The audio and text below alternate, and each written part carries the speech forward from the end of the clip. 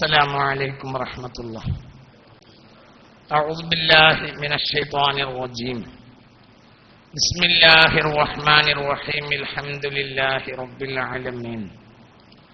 والصلاة والسلام على سيد المرسلين شفيع المذنبين إمام المتقين رسول رب العالمين وعلى آله وصحبه أجمعين. فإن خير الكلام كلام الله وخير الهدي هدي محمد صلى الله عليه وسلم وشر الأمور محدثاتها وكل محدثة بدعة. بسم الله عليك توكلنا وإليك أنبنا وإليك المصير. حسبنا الله ونعم الوكيل نعم المولى ونعم النصير. ولا حول ولا قوة إلا بالله العلي العظيم. رب اشرح لي صدري ويسر لي أمري واحلل عقدة من لساني يفقهوا قولي. اللهم صل على سيدنا محمد وعلى آل سيدنا محمد. وبحق وبسر لقد جاءكم رسول من أنفسكم عزيز عليه ما عنتم حريص عليكم بالمؤمنين رؤوف رحيم. فإن تولوا فقل حسبي الله لا إله إلا هو عليه توكلت وهو رب العرش العظيم. وبحق إن الله وملائكته يصلون على النبي يا أيها الذين آمنوا صلوا عليه وسلموا تسليما. صلى الله عليه وعلى آله وصحبه وسلم تسليما. سبحان ربك رب العزة عما يصفون وسلام على المرسلين والحمد لله رب العالمين. ബഹുമാനപ്പെട്ട അധ്യക്ഷരെ, സയ്യിദ്മാരെ, ബഹുമാനപ്പെട്ട K P ഹാജിക്ക അടക്കമുള്ള ബഹുമാനികളായ ഉമറാക്കളെ, സുന്നത്ത് ജമാഅത്തിന്റെ സമസ്തയുടെ SYSന്റെ ജമിയത്തുൽ മുഅല്ലിമീന്റെ കർമ്മധീരരായ പ്രവർത്തകരെ, വിവിധങ്ങളായ ദിക്കുകളിൽ നിന്ന് വളരെ കഷ്ടപ്പെട്ട് ഒരു അത്യാവശ്യ സന്ദർഭത്തിൽ ഒരു ദീനീ സംരക്ഷണത്തിന് വേണ്ടി ഒരു വർക്കിംഗ് ഡേയിൽ എല്ലാം ഒഴിവാക്കി വന്ന ബഹുമാനികളായ നാട്ടുകാരെ, അള്ളാഹു ഇതൊരു സ്വാലിഹായ അമലായി സ്വീകരിക്കട്ടെ. അള്ളാഹു എല്ലാവർക്കും അർഹമായ പ്രതിഫലം നൽകട്ടെ. അള്ളാഹുവിന്റെ പൊരുത്തത്തിലും എന്നാൽ പ്രയാസഹിതമായും അള്ളാഹു കാര്യങ്ങളെ പര്യവസാനിപ്പിച്ചു തരട്ടെ. മല പോലെ വന്നത് അള്ളാഹു മഞ്ഞ് പോലെ ഇല്ലാതാക്കി തരട്ടെ.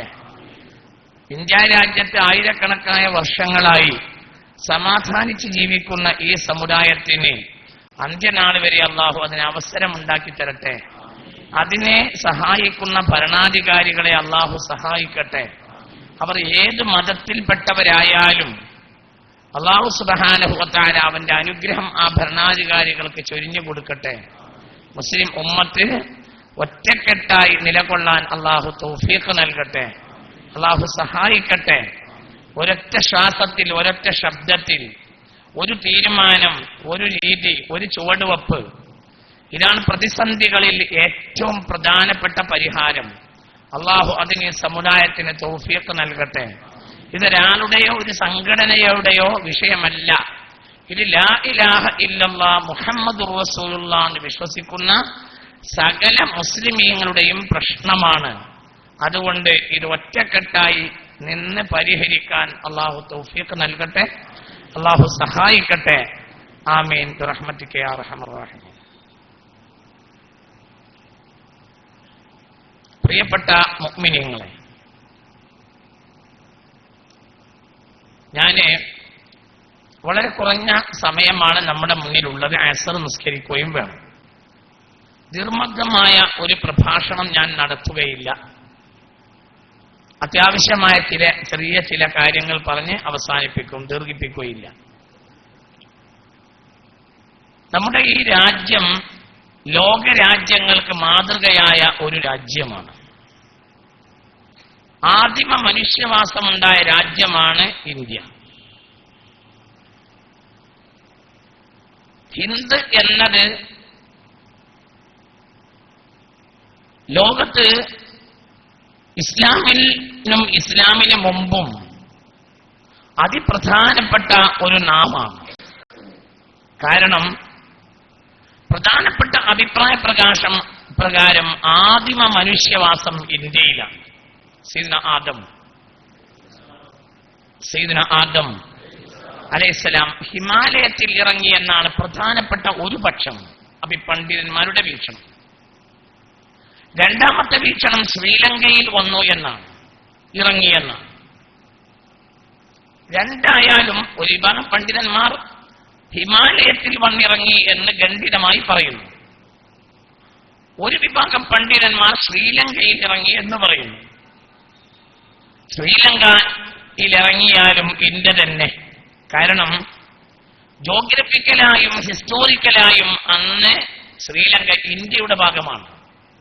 പിന്നീട് എപ്പോഴോ ചരിത്രത്തിൽ ചില വ്യതിയാനങ്ങൾ ഉണ്ടായപ്പോൾ അതിനിടയിൽ വെള്ളം കയറിയതാകാം എന്നാണ് ജോഗ്രഫിക്കൽ സ്റ്റേറ്റ്മെന്റ്. ഇത് ആർക്കും പരിശോധിക്കുന്നവർക്ക് മനസ്സിലാവും.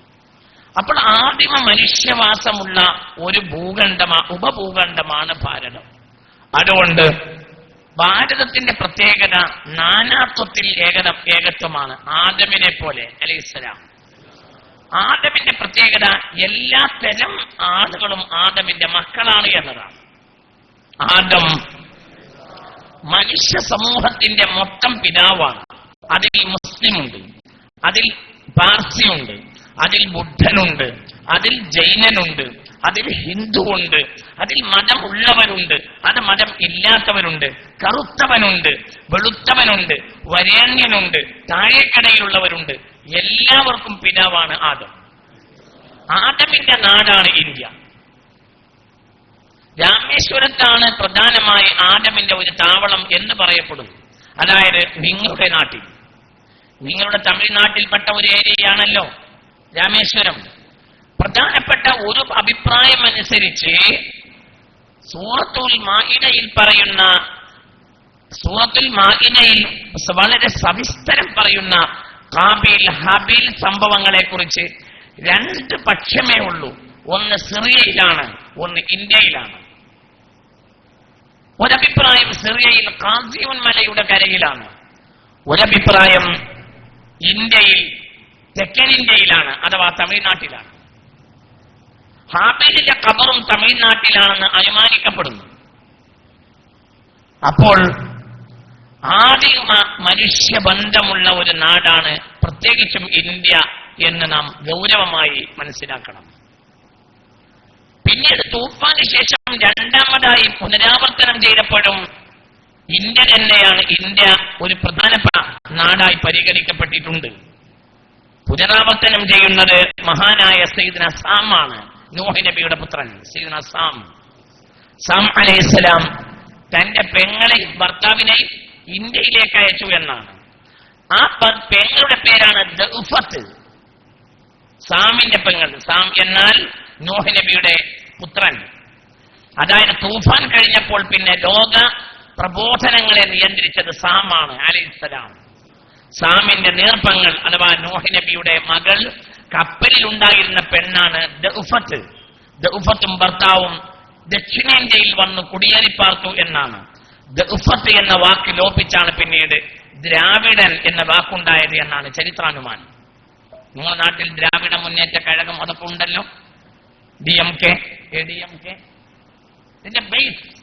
ഇതിന്റെ ബേസ് ദ്രാവിഡൻ എന്നതിന്റെ ബേസ് ദഉഫത്താണ്. ദഉഫത്ത് ബിൻത് നൂഹ്. തൂഫാന് ശേഷം ലോകത്ത് രണ്ട് ഘടനകൾ ഉണ്ടായിട്ടുണ്ട്. ആദിമ മനുഷ്യൻ സയ്യിദ്ന ആദമിലൂടെ. പിന്നെ ഒരു ആവർത്തനം നടന്നിട്ടുണ്ട്. 80 ആളിലേക്ക് ചുരുങ്ങി. ആ 80 ആളിൽ നിന്ന് വികസിച്ചതാണ് ഇന്ന് കാണുന്ന 700 ചില്ലാനം കോടി മനുഷ്യർ. 80 ആളിൽ നിന്നുണ്ടായതാണ്. ആ 80 നൂഹ് നബിയുടെ അനുയായികളാണ്. കപ്പലിലുണ്ടായിരുന്ന ഓൺലി 80% മാത്രം 80 ആളുകൾ. അതിൽപ്പെട്ട 2 ആളാണ്, ഒന്ന് ദഉഫയും ഭർത്താവും. അവർ പിന്നെ തൂഫാന് ശേഷം ഇന്ത്യയിലേക്ക് വന്നു എന്നാണ്. എല്ലാ നിലക്കും നോക്കിയാൽ ഇവിടെ ലഭ്യമായ ചരിത്രം അനുസരിച്ച് മനുഷ്യ സമൂഹത്തിന്റെ തുടക്കത്തിലും പുനരാവർത്തനത്തിലും ഈ രാജ്യത്തിന് വളരെ വലിയ പങ്കുണ്ടായിട്ടുണ്ട് എന്ന് ആർക്കും എളുപ്പത്തിൽ മനസ്സിലാക്കാൻ കഴിയും. ലോകത്ത് ഒരേ ഒരു ഭാഷയിലാണ് മനുഷ്യനെ ആദമി എന്ന് വിളിക്കുന്നത്. ये क्या आदमी है, वो अच्छा आदमी है, वो बुरा आदमी है, ये कैसा आदमी है. ആദമി ആദമി എന്ന് വിളിക്കും. ആദമിലേക്ക് ചേർക്കപ്പെട്ടവൻ ആദമി. ഇംഗ്ലീഷുകാർ മാൻ എന്ന് പറയും, അറബികൾ ഇൻസാൻ എന്ന് പറയും, ഇന്ത്യക്കാരൻ ആദമി എന്ന് പറയും. കാരണം ആദമിനെ പരിചയപ്പെട്ട നാടിലാണ് ആദമി. നിങ്ങൾ ചിന്തിക്കണം. അപ്പോൾ ഇവിടെ നാനാത്വത്തിൽ ഏകത്വത്തിന്റെ സാഹല്യം ഇന്ത്യയുടെ ഏറ്റവും പ്രമുഖമായ അഡ്രസ്സാണ്. ഇത് മാറ്റിവെച്ച് ഇന്ത്യക്ക് ഒരിക്കലും മുന്നോട്ട് പോകാൻ സാധ്യമല്ല. ഇന്ത്യ നീതിയുടെ രാജ്യമാണ്. ഇനി ഹൈന്ദവ ഉപദേശത്തെ അനുസരിച്ചും നീതിയുടെ രാജ്യമാണ്. 14 വർഷം ഭഗവാൻ ശ്രീരാമൻ നമ്മുടെ സഹോദരങ്ങളുടെ വീക്ഷണപ്രകാരം ഭഗവാനായിട്ടുള്ള ശ്രീരാമൻ 14 വർഷം വനവാസത്തിന് പോയപ്പോൾ തന്റെ അനുജനും നീതിമാനുമായ ഭരതനെ ഏൽപ്പിച്ചതോടുകൂടെയാണ് ഹിമാലയം മുതൽ കന്യാകുമാരി വരെ നീണ്ടുകിടക്കുകയും 2 ഭാഗത്തേക്ക് ചിറവ് വിരിച്ചു കിടക്കുകയും ചെയ്യുന്ന ഈ ഉപഭൂഖണ്ഡത്തിന് ഭാരതം എന്ന് പേര് കിട്ടിയിട്ടുള്ളത്. ഭരതൻ ഭരിച്ച രാജ്യം ഭാരതം എന്നാണ്. അങ്ങനെയുമുണ്ട്. ഭരതൻ എല്ലാ ജനങ്ങൾക്കും ഇഷ്ടപ്പെട്ട നീതിമാനായ ഭരണാധികാരിയായിട്ടാണ് ഉപനിഷത്തുക്കൾ ഭരണത്തിനെ വാഴ്ത്തുന്നത്. എല്ലാ നിലയും ഇന്ത്യ എന്നത് ഒരു നീതിയുടെ രാജ്യമാണ്. ഇന്ത്യ ധർമ്മത്തിന്റെ രാജ്യമാണ്. ഇന്ത്യ പരസ്പര സഹകരണത്തിന്റെ രാജ്യമാണ്. ഇന്ത്യ നാനാത്വത്തിൽ ഏകത്വത്തിന്റെ രാജ്യമാണ്. ലോകത്ത് ഇങ്ങനൊരു രാജ്യമുണ്ടോ എന്ന് പോലും സംശയിക്കപ്പെടേണ്ടതാണ്. എത്ര പ്രധാനപ്പെട്ട ഒരു രാജ്യമാണ്. ഏറ്റവും മനോഹരമായ ഒരു രാജ്യമാണ്. ഞാൻ പറഞ്ഞില്ലേ, മക്കയിൽ പോലും ചില പെണ്ണുങ്ങൾക്ക് നബിയുടെ കാലത്ത് ഹിന്ദ് എന്ന് പേരുണ്ടായിരുന്നു. ഇത് പഠിക്കേണ്ട ഒരു വിഷയമാണ്. ഹിന്ദ് എന്താ? ഹിന്ദ് അറബിയിൽ ഹിന്ദ്. നോക്കൂ നിങ്ങൾ, ഇങ്ങനെ ഉണ്ടാവുമോ? നമ്മളൊരു പെണ്ണിന് അമേരിക്ക എന്ന് പേര് വെക്കുമോ? നമ്മളൊരു പെണ്ണിന് ബ്രിട്ടൻ എന്ന് പേര് വെക്കുമോ? എന്നാൽ അറബികൾ നബിയുടെ കാലത്തും നബിയുടെ കാലത്തിന് മുമ്പും അറബികൾ, ലോകത്തെ സംസ്കാര സമ്പന്നരായ അറബികൾ, അവരുടെ സുന്ദരിമാരായ പെൺകുട്ടികൾക്ക് ഹിന്ദ്. എന്താ ഹിന്ദ് എന്ന വാക്കിന്റെ അർത്ഥം? ഇന്ത്യ. ലോകത്തെ സൗന്ദര്യമാണ് ഇന്ത്യ. അറബികൾ അംഗീകരിച്ചു ഹിന്ദ്. ഹിന്ദ് മഅനതുഹ ഇന്ത്യ. ഹിന്ദ് ഇന്ത്യ. അവരുടെ പെൺമക്കൾക്ക് അവർ നൽകിയ പേരാണ് ഇന്ത്യ. ഒരു രാജ്യത്തിന്റെ പേരെങ്ങനെ ഒരു കുട്ടിക്ക് വെക്കോ? ആരെങ്കിലും ലോകത്തെന്തെങ്കിലും വെച്ചിട്ടുണ്ട്? പുണ്യനബിയുടെ കാലത്തും മുമ്പും സുന്ദരിമാരായ പെൺകുട്ടികൾക്ക് അറബികൾ വെച്ചിരുന്ന പേരാണ് ഹിന്ദ്. ഇപ്പോഴും കാണാം. ഇപ്പോഴും അറബികൾ സൗദി അറേബ്യയിലടക്കം ആയിരക്കണക്കായ പെൺകുട്ടികൾക്ക് ഹിന്ദ് എന്ന് പേരുണ്ട്. ഇന്ന് നൂറ ഹിന്ദ്, ഫാത്തിമ ഹിന്ദ്, ഖദീജ ഹിന്ദ്, ഹിന്ദ് എത്രയോ ഇനഫാനിനം. എന്തുകൊണ്ട്? ഇത് ഹിമാലയത്തിന്റെ താഴെ അറബിക്കടലിലേക്കും ഒരു ഭാഗത്ത് ഇങ്ങനെ നീണ്ടുകിടക്കുന്ന വിശാലമായ ഇന്ത്യൻ മഹാസമുദ്രത്തിന്റെ തീരത്ത് ചിടക്കി പിടിച്ചു നിൽക്കുന്ന ഈ രാജ്യം ലോകത്തെ നന്മയുടെ നിദർശനമായ ഒരു രാജ്യമായതുകൊണ്ടാണ് ഈ രാജ്യത്തിന് ലോകം മുഴുവനും അവന് പെൺമക്കൾക്ക് പോലും പേരിടാൻ കാരണമായത് എന്ന് നാം ചിന്തിക്കണം. ഈ രാജ്യം ഒരു പ്രധാനപ്പെട്ട രാജ്യമാണ്. ഈ രാജ്യത്തിന്റെ നന്മ അതിന്റെ നാനാത്വത്തിൽ ഏകത്വമാണ് എന്ന് ചിന്തിക്കണം. ഇവിടെ ഒരുപാട് ഭരണാധികാരികൾ ഭരിച്ചിട്ടുണ്ട്, ഹിന്ദുക്കൾ, മുസ്ലിമീങ്ങൾ. പക്ഷേ ഇന്ത്യക്കൊരു സ്വഭാവമുണ്ട്. ഏത് ഭരണാധികാരി ഭരിച്ചപ്പോഴും ഇന്ത്യയിലെ ഭരണാധികാരികൾ പൊതുവെ വർഗീയവാദികളായിരുന്നില്ല. ആരുമായിരുന്നില്ല. ഒരു ഭരണാധികാരിയും വർഗീയവാദിയായിരുന്നില്ല. ഇന്ത്യയിലെ ചരിത്രം അങ്ങനെയാണ്. ബ്രിട്ടീഷുകാർ വന്നപ്പോഴാണ് പരസ്പരം ഭിന്നിപ്പിച്ച് ഭരിക്കുക എന്നൊരു സാഹചര്യം ഇന്ത്യയിൽ വന്നിട്ടുള്ളത്. ഞാൻ വിശദീകരിക്കുന്നില്ല.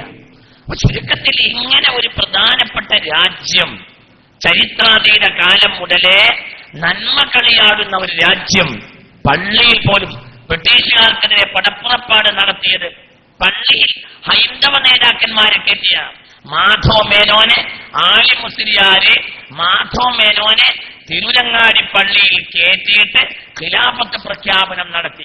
അതുകൊണ്ടാണ് ബ്രിട്ടീഷുകാര് തിരുരങ്ങാടി പള്ളിക്ക് തന്നെ വെടിവെച്ചത്.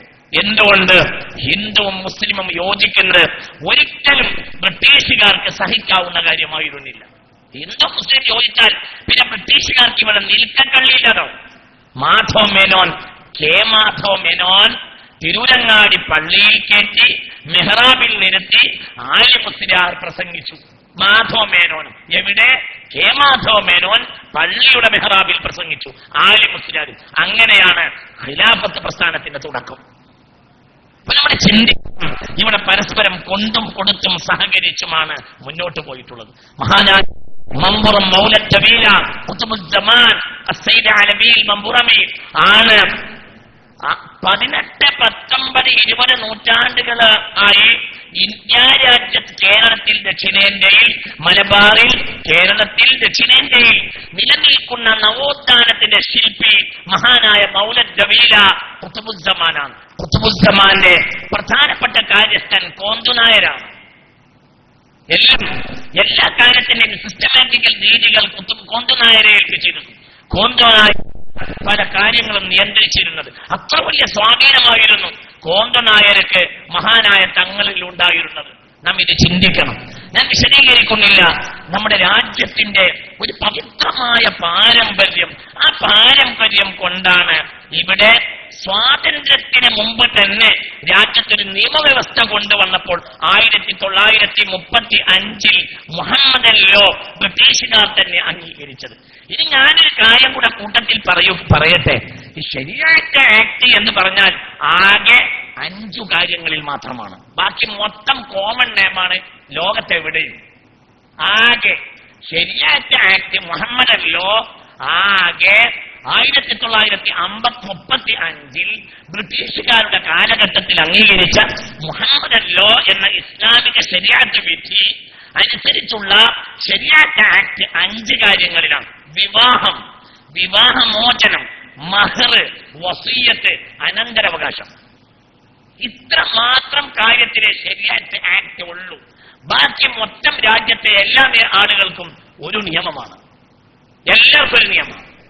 രാജ്യത്ത് അതാത് മതവിഭാഗങ്ങൾക്ക് അവരുടെ ഹിന്ദു ആക്ട് ഉണ്ടല്ലോ, ഹിന്ദു ആക്ട് ഉണ്ട് ഈ കാര്യങ്ങളിൽ.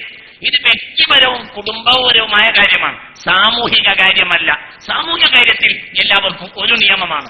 ലോകത്തെവിടെയും ഇതുകൊണ്ട് ഒരു സമുദായത്തിന് ഒരു സമുദായം ഈ നിയമങ്ങൾ അംഗീകരിക്കുന്നത് കൊണ്ട് മറ്റുള്ളവർക്ക് ഒരു പ്രയാസമില്ലാത്തത് കൊണ്ടാണ് ഇത് പരക്കെ അംഗീകരിക്കപ്പെട്ടു പോരുന്നത്. ആകെ 5 കാര്യം: വിവാഹം, വിവാഹമോചനം, മഹർ, വസിയ്യത്ത്, അനന്തരാവകാശം. ഇത്രയുള്ളൂ. ചിന്തിക്കും. പിന്നീട് ഇന്ത്യ റിപ്പബ്ലിക്കായപ്പോൾ കോൺസ്റ്റിറ്റ്യൂഷൻ ഓഫ് ഇന്ത്യ നിലവിൽ വന്നു. ആരാണ് അതിന്റെ ശില്പികൾ? ഒന്ന്, ഈ കോൺസ്റ്റിറ്റ്യൂഷൻ ഓഫ് ഇന്ത്യയുടെ ശില്പികൾ ലോകത്തെ അതിപ്രധാനികളായ 2 ആളുകളാണ്. ഇന്ത്യയിലെ പ്രധാനികളല്ല, ലോകത്തെ പ്രധാനികൾ. 20ാം നൂറ്റാണ്ടിൽ ഇന്ത്യ ലോകത്തിന് സംഭാവന ചെയ്ത 2 വലിയ മനുഷ്യർ, ഒന്ന് ബി.ആർ. അംബേദ്കർ, ഒന്ന് പണ്ഡിറ്റ് ജവഹർലാൽ നെഹ്റു. ഇവരാണ് ഇന്ത്യൻ കോൺസ്റ്റിറ്റ്യൂഷന്റെ ശില്പികൾ. ഈ കോൺസ്റ്റിറ്റ്യൂഷൻ ഓഫ് ഇന്ത്യ നിലവിൽ വന്നപ്പോൾ ഇവിടെ ഈ ശരിയാത്ത് ആക്ട് 1935 ശരിയാത്ത് ആക്ട് മുസ്ലിമീങ്ങൾക്ക് നടപ്പിൽ വരുത്താൻ നിലനിർത്താനുള്ള അനുവാദം നൽകി.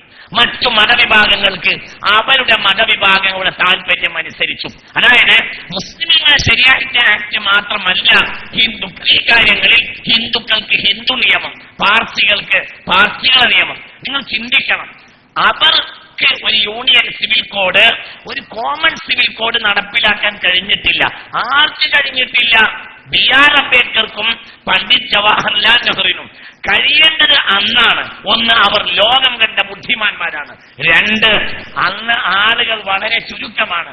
ഇന്ത്യ 1947 സ്വതന്ത്രമാകുമ്പോൾ 27.5 കോടി ഹിന്ദുക്കൾ, 3.5 കോടി മുസ്ലിമീങ്ങൾ, 70 ലക്ഷം ക്രിസ്ത്യാനികൾ, 60 ലക്ഷം സിഖുകാർ, 1 ലക്ഷം പാർസികൾ, 2400 ജൂതന്മാർ. അങ്ങനെയാണ് 1947 ആഗസ്റ്റ് 14 അർദ്ധരാത്രി ഇന്ത്യ സ്വതന്ത്രമായത്. 27.5 കോടി ഹിന്ദുക്കൾ, 3.5 കോടി മുസ്ലിമീങ്ങൾ. അതായത് വിഭജിക്കപ്പെട്ട ഇന്ത്യയുടെ കണക്കാണ് ഞാൻ പറയുന്നത്, അല്ലാതെ അവിഭക്ത ഇന്ത്യയുടെ കണക്കല്ല, വിഭജിക്കപ്പെട്ട ഇന്ത്യയുടെ കണക്ക്. മനസ്സിലായില്ലേ? വിഭജിക്കപ്പെട്ട ഇന്നത്തെ ഇന്ത്യയുടെ കണക്ക്. 27.5 കോടി ഹിന്ദുക്കൾ, 3.5 കോടി മുസ്ലിമീങ്ങൾ, 70 ലക്ഷം ക്രിസ്ത്യാനികൾ, 60 ലക്ഷം സിഖുകാര്, 1 ലക്ഷം പാർസികള്, 2400 ജൂതന്മാർ. ആകെ കൂടെ 33 കോടിയേക്കാൾ കുറവ്. അന്നാണ് നടപ്പിലാക്കാൻ കഴിയേണ്ടത്. കാരണം ആളോഹരി വളരെ കുറവാണ്. ഇന്ന് ഇന്ത്യൻ ജനസംഖ്യ അന്ന് 33 കോടിയിൽ താഴെയായിരുന്നുവെങ്കിൽ ഇന്ന് ഇന്ത്യൻ ജനസംഖ്യ 125 കോടിയിലേറെയാണ്. ബി.ആർ. അംബേദ്കറെ പോലെയും പണ്ഡിറ്റ് ജവഹർലാലിനെ പോലെയുമുള്ള ഒരാൾ ഇന്ന് ഇന്ത്യയിലില്ലതാണ്. ചിന്തിക്കണം. അവർക്ക് കഴിഞ്ഞിട്ടില്ല, അവർക്ക് സാധിച്ചിട്ടില്ല. ഇത് സംബന്ധമായ ഒരു ചർച്ചയിൽ മുസ്ലിം പണ്ഡിതന്മാർ പിന്നീട് ഇന്ത്യൻ ഭരണഘടനയിലെ 11-ാം അനുച്ഛേദം മുതൽ 33-ാം അനുച്ഛേദം വരെ അതിന്റെ ഫണ്ടമെന്റൽ റൈറ്റ്സ് ആണ്. ഫണ്ടമെന്റൽ റൈറ്റ്സ് എന്നാൽ മൗലിക അവകാശ അനുച്ഛേദങ്ങളാണ്. അതിനെ മറികടക്കാൻ ഒന്നിനും പാടില്ല.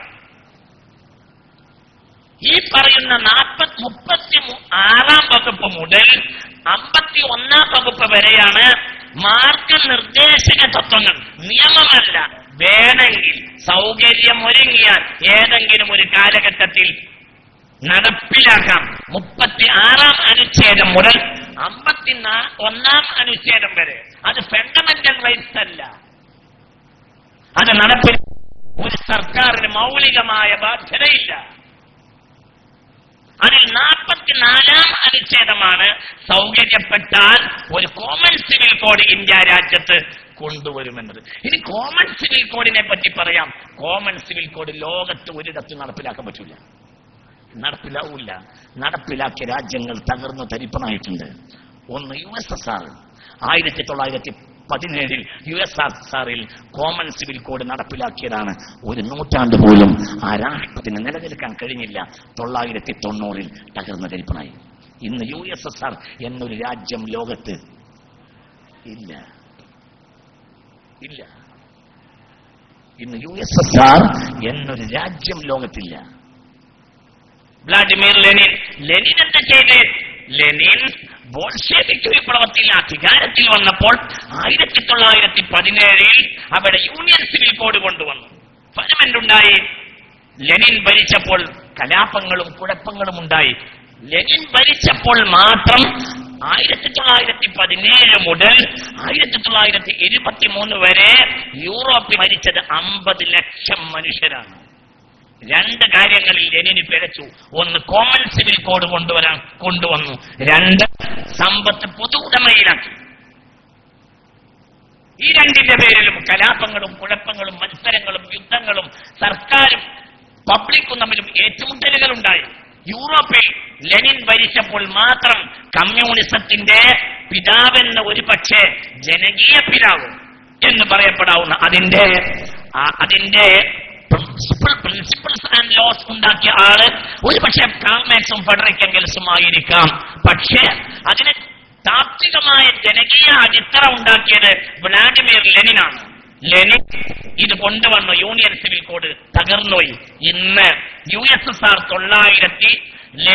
ലെനിന് മനസ്സിലാക്കാൻ കഴിയാത്തത് 1984 ഗോർബച്ചേവിന് മനസ്സിലായി. തകർന്ന് ഇന്ന് ആ രാജ്യം ലോകത്തില്ല. യൂണിയൻ സിവിൽ കോഡ് നടത്താൻ ശ്രമിക്കും. അള്ളാഹു നമുക്ക് നാഫിയായ ഇൽമിനെ തരട്ടെ. അള്ളാഹു നാഫിയായ ഇൽമിനെ തരട്ടെ. ഇത് കുറച്ച് നിങ്ങൾ മനസ്സിലാക്കൽ ആവശ്യമാണ്. എന്താണ് ഈ വിഷയം? ഇത് മനസ്സിലാക്കൽ വളരെ അത്യാവശ്യം. പറയുമ്പോൾ കുറച്ച് കേൾക്കാനൊന്നും അത്ര സുഖം ഉണ്ടാവില്ല. സ്വർഗവും നരകം പറയണ മൂല്യരെന്താ ഇത് പറയുന്നത് ചിന്തിക്കുന്നുണ്ടാവും. അത് മാത്രം പറയണം. അവിടെ പോകണമെങ്കിൽ ഇവിടെ കാര്യം നടക്കണ്ടേ? റബ്ബന ആതിന ഫിദ്ദുനിയ ഹസന ഉണ്ടായാലല്ലേ വഫിൽ ആഖിറതി ഹസന ഉണ്ടാവുള്ളൂ. ആരും ബേജാറാവണ്ട. ഈ കാര്യങ്ങളെയൊക്കെ നേരിടാൻ നമ്മുടെ മുന്നണി തയ്യാറാണ്. അള്ളാഹു തൗഫീഖ് നൽകട്ടെ. ആരും പേടിക്കണ്ട. ഇവിടെ നിലവിലുള്ള സാഹചര്യങ്ങളെ നേരിടാൻ സമസ്ത കേരള ജമിയത്തുൽ ഉലമയും അതിന്റെ പ്രവർത്തകരും സന്നദ്ധരാണ്, കഴിവുള്ളവരാണ്. അള്ളാഹു തൗഫീഖ് തരട്ടെ. എന്നാൽ ഇത് സമസ്ത മാത്രം ചെയ്യേണ്ട ഒരു പണിയല്ല, എല്ലാവരും യോജിച്ചു ചെയ്യേണ്ടതാണ്. നിങ്ങൾ ചിന്തിക്കണം, ഇവിടെ ലോകത്തിന് നടപ്പിലാക്കിയ രാജ്യങ്ങളൊക്കെ തകർന്നിട്ടുണ്ട്. അൽബേനിയ, ഹംഗറി, ചെക്കോസ്ലോവാക്യ, കിഴക്കൻ ജർമ്മനി, അനവധി രാജ്യങ്ങൾ നടപ്പിലാക്കിയ ആ രാജ്യങ്ങളൊക്കെ തകർന്നിട്ടുണ്ട്. എന്തുകൊണ്ട് നടപ്പിലാക്കാൻ പറ്റൂല? പ്രകൃതി മൂലം അങ്ങനെയല്ല. പ്രകൃതി തന്നെ നാനാത്വത്തിൽ ഏകത്വമാണ്. പ്രകൃതി അങ്ങനെയാണ്. പ്രകൃതി എന്ന് നോക്കി നിങ്ങൾ ഇത് ഇങ്ങനെയാണ്. ഇയാളാണ് പറ്റ ചെറിയവൻ, പക്ഷെ ഇയാൾ ഒരു ആളാണ്. ഇയാളൊരു സംഗതി തൂക്കം കൂടും, വലിപ്പമില്ല. എന്നാ ഇയാളെ തള്ളാൻ പറ്റില്ല. ഇയാളിൽ നിന്നാണ് തുടങ്ങുന്നത്. ഇനി ഇയാൾ ആരാ? ഇയാൾ സത്യത്തിൽ നെടിയവനല്ല, കുറിയവനുമല്ല, പക്ഷെ കൽപ്പനാധികാരം ഇയാൾക്കാണ്. ഇയാൾക്ക് കൽപ്പനാധികാരമൊന്നുമില്ല, പക്ഷെ കുറച്ച് ലെങ്ത് കൂടും. ഫിസിക്കലായി ബോഡി സ്ട്രക്ചറിൽ ഇയാൾക്കാണ് ലെങ്ത് ഉള്ളത്. ഇയാൾക്ക് പ്രത്യേക സ്ഥാനം ഒന്നുമില്ല, എന്നാലും മോതിരം ഇയാൾക്കാണ് കൊടുക്കുക. അലങ്കാരത്തിന്റെ പുലിമ ഇയാൾക്കാണ്. ഇവർക്കൊന്നും നടക്കാത്തത് ഇയാൾക്കാണ്. ഇവരൊന്നും കയറാത്തടുത്ത് ഇയാൾ കയറും. ഇയാൾക്ക് പൂച്ചപ്പാസാണ്. എവിടെയാണ്? ഇതാണ് പ്രകൃതി. അതംഗീകരിക്കണം. നടക്കൂല. ലോകത്ത് ഒരു യൂണിയൻ സിവിൽ കോഡ് നടക്കൂല. എല്ലാരും അംഗീകരിക്കാം. നടക്കൂല. ലോകത്ത് നടക്കൂല. യൂണിയൻ സിവിൽ കോഡ് നടക്കൂല. പ്രകൃതി പോലുമില്ല. പച്ചയായ ഇല, പച്ചരം, പച്ചയായ ചില്ല, ഒക്കെ പച്ച നോക്കുമ്പോൾ എല്ലാം മരത്തിന്റെ തുടക്കം മുതൽ ഏകദേശം അവസാനിക്കുന്നത് വരെ ലീഗാണ്. പക്ഷെ കഴിഞ്ഞില്ല. അതാണ് കഴിഞ്ഞ് ലാസ്റ്റ് അങ്ങോട്ട് പൂക്കും. അത് അഡ്ജസ്റ്റ് ചെയ്യണം. എന്നാൽ ഈ മരച്ചില്ലയുടെ അവസാനം ഇരുന്നിട്ട് പൂവിന് പറയാൻ പറ്റോ എന്നെ ചുമക്കിടോ, ഞാനല്ലടോ വലിയവൻ, അങ്ങനെ പറയാൻ പറ്റൂല. എന്തുകൊണ്ട്? ഇതിനൊരു ഫ്യൂച്ചർ ഉണ്ട്. ഈ കമ്മ്യൂണിസ്റ്റുകാരനായ പൂവിനൊരു ഫ്യൂച്ചർ ഉണ്ട്. എന്തായാലും ഫ്യൂച്ചർ ഇതിന് ലീഗിനെ പ്രസവിക്കണം. ഈ ചുവപ്പ് ലീഗിനെ പ്രസവിക്കും, പച്ചയെ പ്രസവിക്കും. എന്റെ അല്ലാഹു, രാവിലെ സുബഹി നിസ്കരിച്ചാൽ ഈ മുസ്ലിയാക്കന്മാരും നമ്മളും എല്ലാവരും ചൊല്ലും ലാ ഇലാഹ ഇല്ലല്ലാഹു വഹ്ദഹു ലാ ശരീക ലഹു ലഹുൽ മുൽക്കു വലഹുൽ ഹംദു യുഹ്യി വയുമീതു വഹുവ അലാ അല്ലാഹു എന്തിനും കഴിവുള്ളവനാണ്.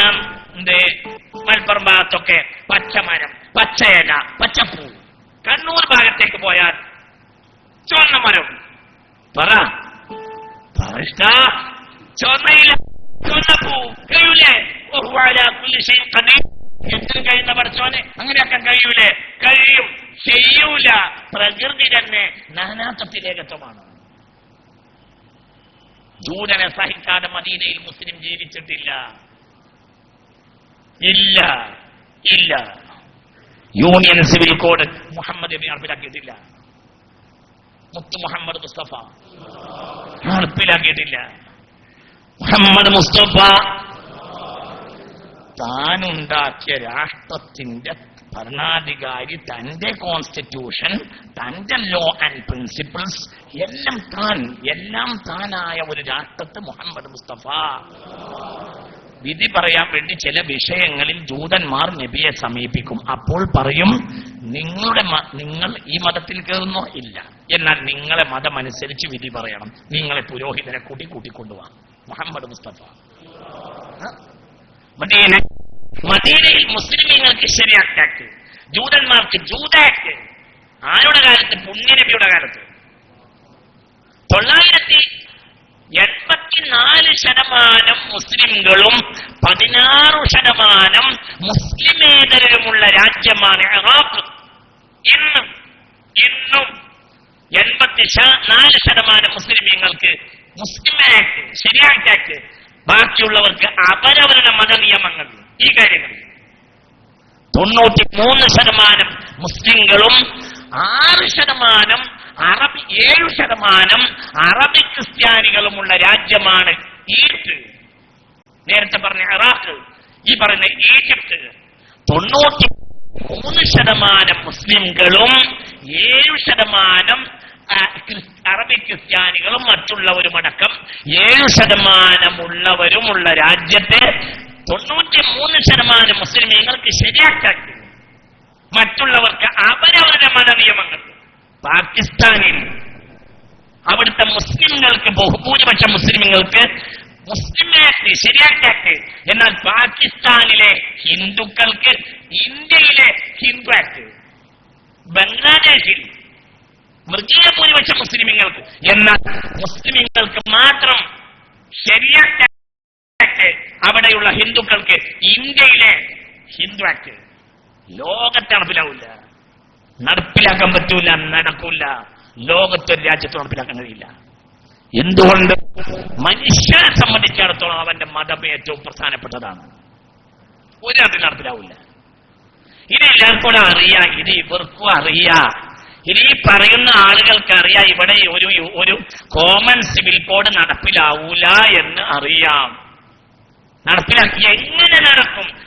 എന്തിന് ഒരു കോമൺ ഹിന്ദു കോഡ് കൊണ്ടുവന്നപ്പോൾ കോമൺ ഹിന്ദു കോഡിനെ ഇന്ത്യൻ പാർലമെന്റിൽ BR അംബേദ്കർ ഒരു കോമൺ ഹിന്ദു കോഡ് കൊണ്ടുവന്നപ്പോൾ കോമൺ ഹിന്ദു കോഡിനെ ആദ്യം എതിർത്തത് RSS ആണ്.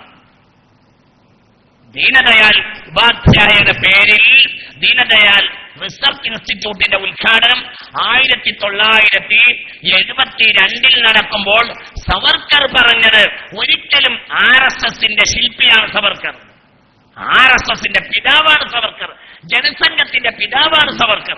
എന്താ സവർക്കർ 1972 പറഞ്ഞത്?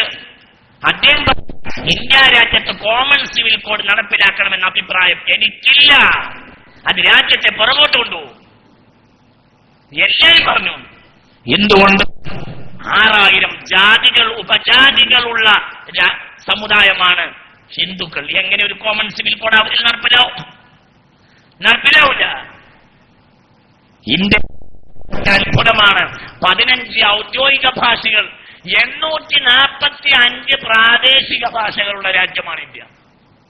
ഇങ്ങനെ രാജ്യം ഉണ്ടാവില്ല ലോകത്ത്. എന്താ പറഞ്ഞത്? എന്താ ഞാൻ പറഞ്ഞത്? 15 ഔദ്യോഗിക ഭാഷകൾ, ഹിന്ദി അടക്കമുള്ള, മറാഠി അടക്കമുള്ള 15 ഔദ്യോഗിക ഭാഷകൾ, 845 പ്രാദേശിക ഭാഷകൾ. അതാണ് ഇന്ത്യ. നടപ്പിലാക്കാൻ പറ്റൂല. എന്തുകൊണ്ട്? നാനാത്വത്തിൽ വൈവിധ്യമുള്ള രാജ്യമാണ്. ഒരു ഹിന്ദു കോഡ് നടപ്പിലാവില്ല, പോലും ഹിന്ദു കോഡ് പോലും നടപ്പിലാവില്ല. അത് ഇന്ത്യ അങ്ങനെയാണ്. ലോകത്തെ ഇത് ഒരൊറ്റ ഭാഷ, ഒരു രാഷ്ട്രം, ഒരു ജനത, ഒരു രീതി നടപ്പിലാക്കില്ലല്ലോ.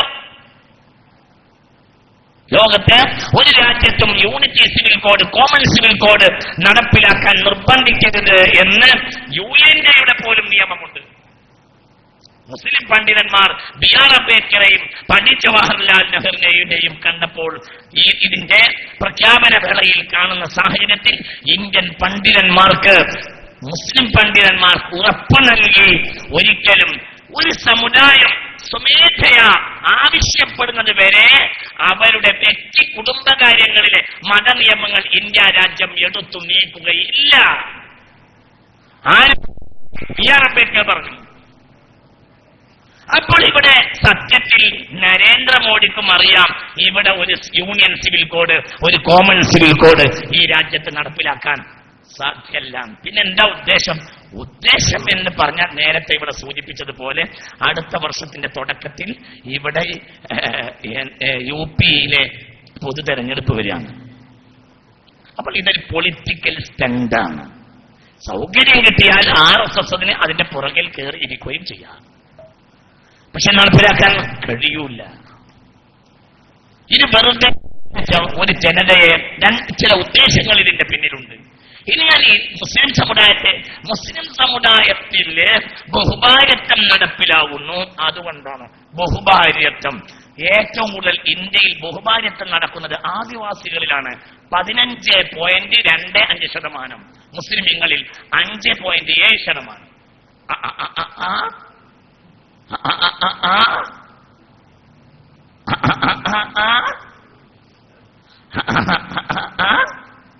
അല്ല, ആദിവാസികളിൽ ബഹുഭാര്യത്വം 15.25%. മുസ്ലിങ്ങളിൽ 5.7%. സവർണ ഹിന്ദുക്കളിൽ 5.8%. ബുദ്ധന്മാരിൽ 6.14%.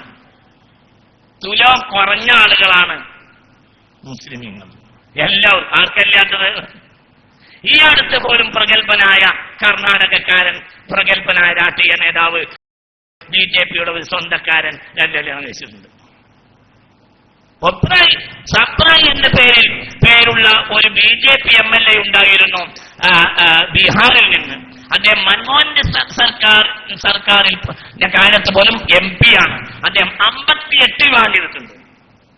BJPയുടെ MP, 2 തവണ BJPയുടെ ബീഹാറിലെ MLA. 58 വിവാഹമാണ്. ആർക്കാ ഇല്ലാത്തത്?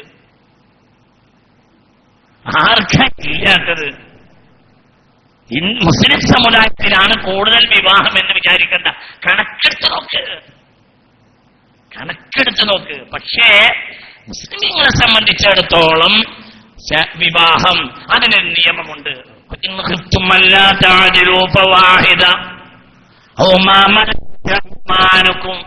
നീതിയോടുകൂടെ വർത്തിക്കാൻ കഴിഞ്ഞാലേ ഒന്നിനധികം കല്യാണം കഴിക്കാൻ പറ്റൂ. സത്യത്തിൽ അവരെയല്ലേ സമുദ്ധരിക്കേണ്ടത്?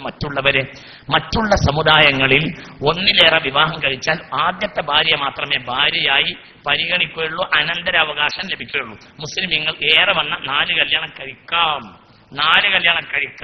എല്ലാവർക്കും ഭാര്യ, എല്ലാവർക്കും തുല്യാവകാശം, മക്കൾക്ക് ഒരുപോലെ അനന്തരാവകാശം. ഞാൻ പറയണ്ട, നിങ്ങളെ തമിഴ്നാട്ടിൽ വരെയുണ്ട്.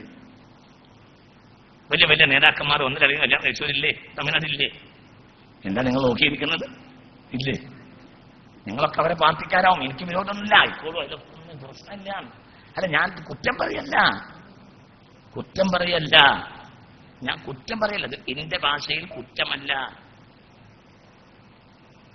എല്ലാം ഇന്ത്യൻ രാഷ്ട്രീയത്തിന്റെ കാരണവരാണ് കരുണാനിധി. ഇന്ത്യൻ രാഷ്ട്രീയത്തിലെ കാരണവരാണ് കലേഞ്ചറെ പോലെ പാരമ്പര്യമുള്ള ഒരാൾ ഇപ്പോൾ പൊളിറ്റിക്സിൽ ഇന്ത്യയിൽ ഇല്ലെന്നാണ് എന്റെ വിശ്വാസം. ആ പ്രായമുള്ള ഒരാളില്ല. എത്ര വലിയമാരും. പക്ഷെ സർക്കാരിന്റെ കണക്കിൽ ഒന്നേ ഉണ്ടാവും. സാവിത്രി അമ്മാൾ നിങ്ങൾക്ക് ആര് എന്ന് ചോദിച്ചു ഒരിക്കൽ കലേഞ്ചറോട് പത്രക്കാർ. സാവിത്രി അമ്മാൾ നിങ്ങൾക്ക് ആര്? അപ്പോൾ കലേഞ്ചറുടെ മറുപടി, സാവിത്രി അമ്മാൾ എന്റെ കനിമൊഴിയുടെ അമ്മയാണ് എന്ന്. അപ്പോൾ പത്രക്കാർ പിന്നെ ചോദിച്ചു, കനിമൊഴി നിങ്ങൾക്ക് ആര്? അപ്പോൾ കലേഞ്ചർ പറഞ്ഞു, കനിമൊഴി എന്റെ മോളാണ് എന്ന്. അതായത് സർക്കാർ കണക്കിൽ 1, മറ്റ് കുട്ടിന്റെ അമ്മ. ഈ വിഷയത്തിൽ സമുദ്ധരിക്കേണ്ടത് മുസ്ലിമീങ്ങളല്ലല്ലോ. കോഴിക്കോട്ട് പോലും വന്നിട്ട് പ്രധാനമന്ത്രി പ്രസംഗിച്ചത് മുസ്ലിമീങ്ങളെ സമുദ്ധരിക്കാണ്. സത്യത്തിൽ ഈ വിഷയത്തിലൊക്കെ നല്ല സമുദ്ധാരണമുള്ള ജനതയാണ് മുസ്ലിമീങ്ങൾ. മുസ്ലിമീങ്ങൾ അങ്ങനെയൊന്നും ചെയ്യൂല. പുണ്യ മുഹമ്മദ് മുസ്തഫ ഒന്നിലേറെ കല്യാണം കഴിച്ചിട്ട് നീതിയിൽ അൽപ്പുറം ഒരു ചെറിയ ചീളുകൊണ്ട് അനീതി കാണിച്ചാൽ അവൻ പാർശ്വഭാഗം കുഴഞ്ഞവനെ പോലെ അല്ലാതെ മഹ്ശറിൽ വരില്ല. മുഹമ്മദ് മുസ്തഫ ഒരാള് ഇസ്ലാമിക വിശ്വാസം ഇസ്ലാം മതത്തില് ഒരാൾ ഒന്നിലധികം കല്യാണം കഴിച്ചിട്ട് ഇല്ല ഞാൻ അവിടെ ഇരുന്നോ. ഇസ്ലാം മതത്തിലെ ഒന്നിലേറെ കല്യാണം കഴിച്ചിട്ട് ഒരു ചെറിയ അളവിൽ ഒരു ഭാര്യയോടോ മക്കളോടോ അനീതി കാണിച്ചാൽ അവനാണ് മഹ്ശറിലെ ഞൊണ്ടി. മനസ്സിലായില്ല? പാർശ്വഭാഗം കുഴഞ്ഞവനെ പോലെയല്ലാതെ അവൻ മഹ്ശറിൽ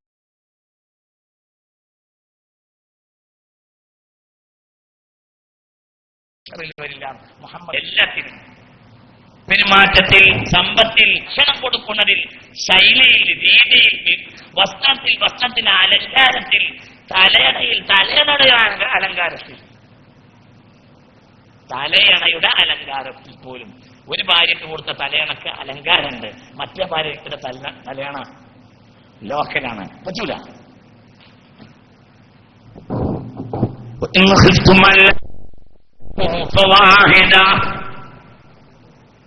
ചിന്തിക്കും. അപ്പോൾ തുലോം കുറവാണ്. ഇന്ത്യ രാജ്യത്ത് മതപരമായി ഏറ്റവും ബഹുഭാര്യത്വം കുറഞ്ഞ സമുദായം മുസ്ലിമീങ്ങൾ.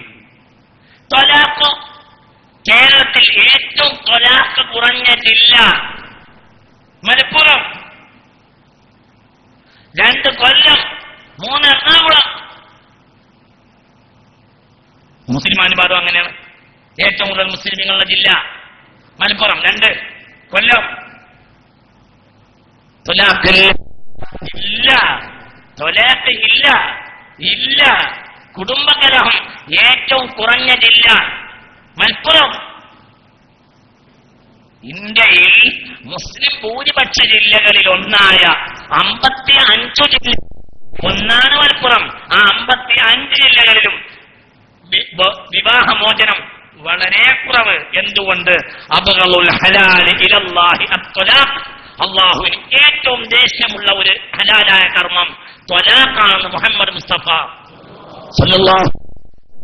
പിന്നെ ഇസ്ലാമിന്റെ സ്വഭാവമുണ്ട്. ഇസ്ലാം പ്രകൃതിക്ക് അനുയോജ്യമായ മതമായതുകൊണ്ട് കയറിയാൽ എക്സിറ്റ് കൊടുക്കും.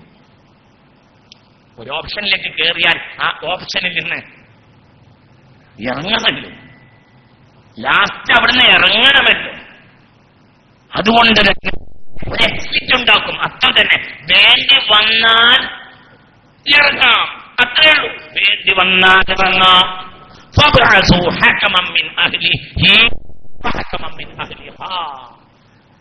അവർ തമ്മിൽ പൊരുത്തക്കേട് വന്നാൽ അവന്റെ ആളുകളും അവളുടെ ആളുകളും ഇരുന്നു ചർച്ച ചെയ്യട്ടെ. ഒരു നിലക്കും പരിഹാരമായില്ല എങ്കിൽ ഒരു ത്വലാഖ് ചൊല്ലാം.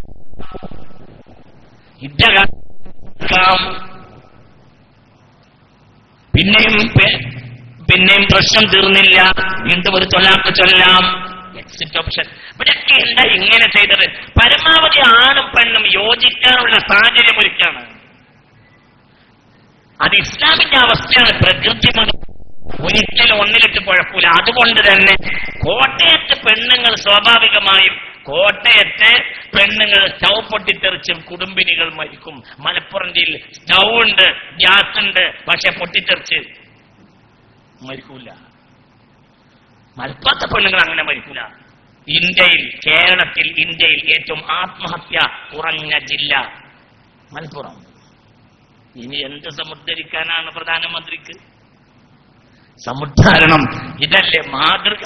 ഇത് കണ്ട് മറ്റുള്ളവരെ സമുദ്ധരിക്കല്ലേ ബഹുമാനപ്പെട്ട പ്രധാനമന്ത്രി പറയേണ്ടത്? അങ്ങനെയല്ലേ? ഇതല്ലേ ഇവിടെ സമുദ്ധരിക്കപ്പെട്ടിട്ടുള്ളത്? എന്തുകൊണ്ടാണ് ഇതൊരു വ്യവസ്ഥാപിതമായ അടിസ്ഥാനത്തിൽ, ഒരു മതകീയ ധ്വനിയിൽ, ഒരു മതകീയ അടിത്തറയിൽ വന്നിട്ടുള്ള ഒരു സമുദായമാണ്. അതങ്ങനെ തോന്നിയതുപോലെ വിവാഹം ചെയ്യാൻ പറ്റൂല, തോന്നിയതുപോലെ വിവാഹമോചനം ചെയ്യാൻ പറ്റൂല. ഇസ്ലാമിനെല്ലാം നിയമമാണ്, എല്ലാം നിയമമാണ്. അതുകൊണ്ട് ഇസ്ലാമിനെ സംബന്ധിച്ചിടത്തോളം പിന്നെ വിവാഹമോചനം. പക്ഷെ ഒരു കാര്യമുണ്ട്, 3 ത്വലാഖ് ഒന്നിച്ചു ചൊല്ലിയാൽ അത് ത്വലാഖ് തന്നെ. ഒരു ത്വലാഖ് ഒന്നിച്ചു പോകും. ആരുടെ അഭിപ്രായം? മദാഹിബുൽ അർബഅയുടെ അഭിപ്രായം അങ്ങനെയാണ്. അത് മുഹമ്മദല്ലോ അംഗീകരിച്ചു 1935. ഇനി ഒരു മാറ്റത്തിന്റെ ആവശ്യമില്ല. അത് മതമാണ്. 4 മദ്ഹബ് ഏകോപിച്ച അഭിപ്രായം. ശാഫിഈ, ഹനഫി, ഹംബലി, മാലിക്കി.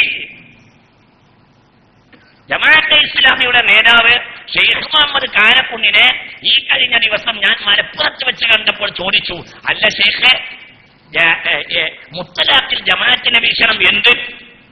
അപ്പോൾ ഷെയ്ഖ് പറഞ്ഞു, അതിൽ നിങ്ങൾ സമസ്തയുടെ വീക്ഷണം തന്നെ ഞങ്ങളുടെയും വീക്ഷണം. ഷെയ്ഖ് പറഞ്ഞു. ഞാൻ അവിടെ പറയുകയും ചെയ്തു, അത് ആ വേദിയിൽ ഞാൻ പറയുകയും ചെയ്തു, ഷെയ്ഖിന്റെ അഭിപ്രായം ഇങ്ങനെയാണ്, ഞങ്ങൾ മാനിക്കുന്നു. അപ്പൊ ഞാൻ ചോദിച്ചു, ഷെയ്ഖേ നിങ്ങളുടെ വീക്ഷണം അങ്ങനെ അല്ലല്ലോ, പിന്നെ അതാ ഇപ്പോൾ നിങ്ങൾ ഇങ്ങനെ പറയുന്നത്?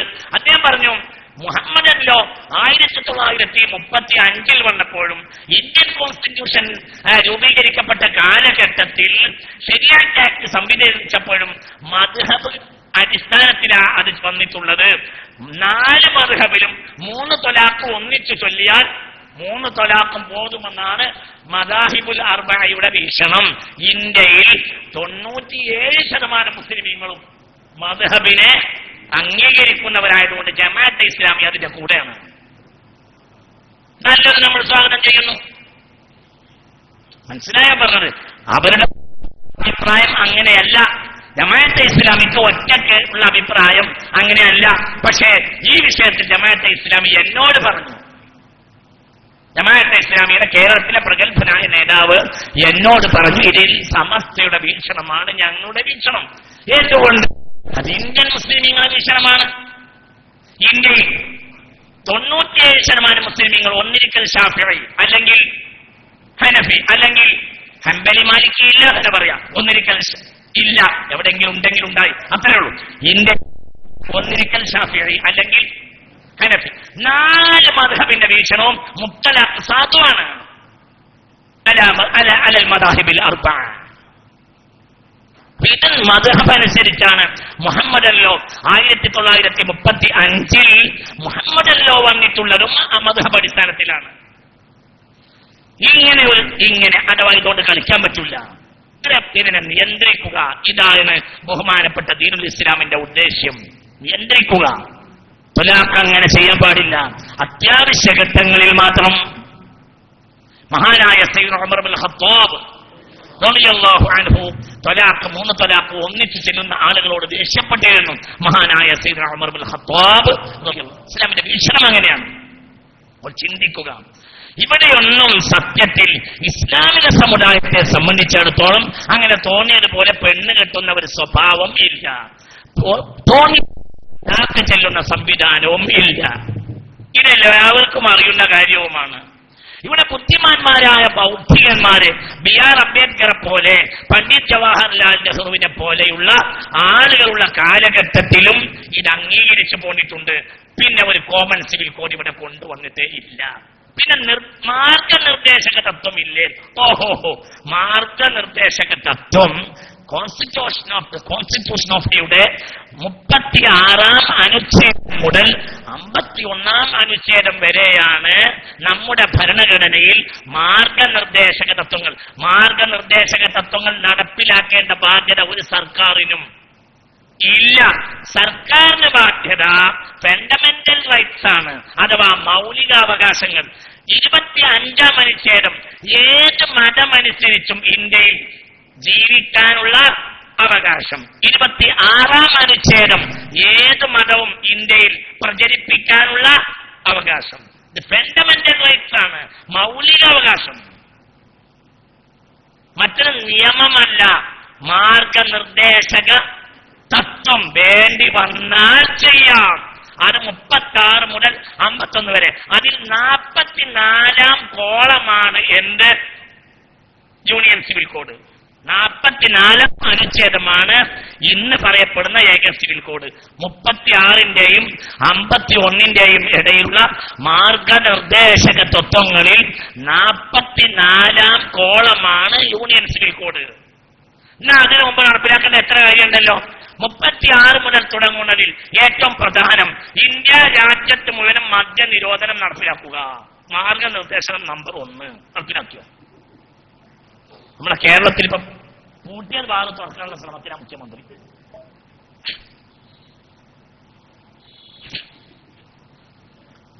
ാറ് മുതൽ 51 വരെയുള്ള മാർഗനിർദ്ദേശക തത്വങ്ങളിൽ 44-ാം കോളമാണ് എന്ത്?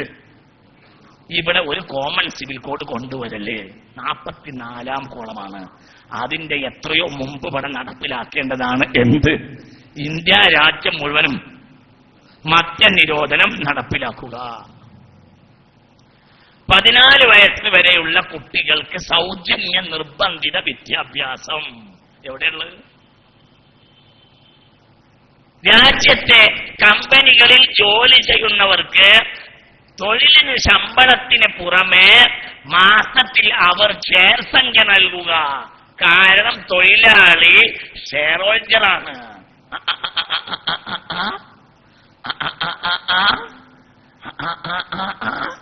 അങ്ങനെയാണെങ്കിൽ പ്രധാനമന്ത്രിയെ പ്രൊമോട്ട് ചെയ്തത് റിലയൻസ് ആണ്.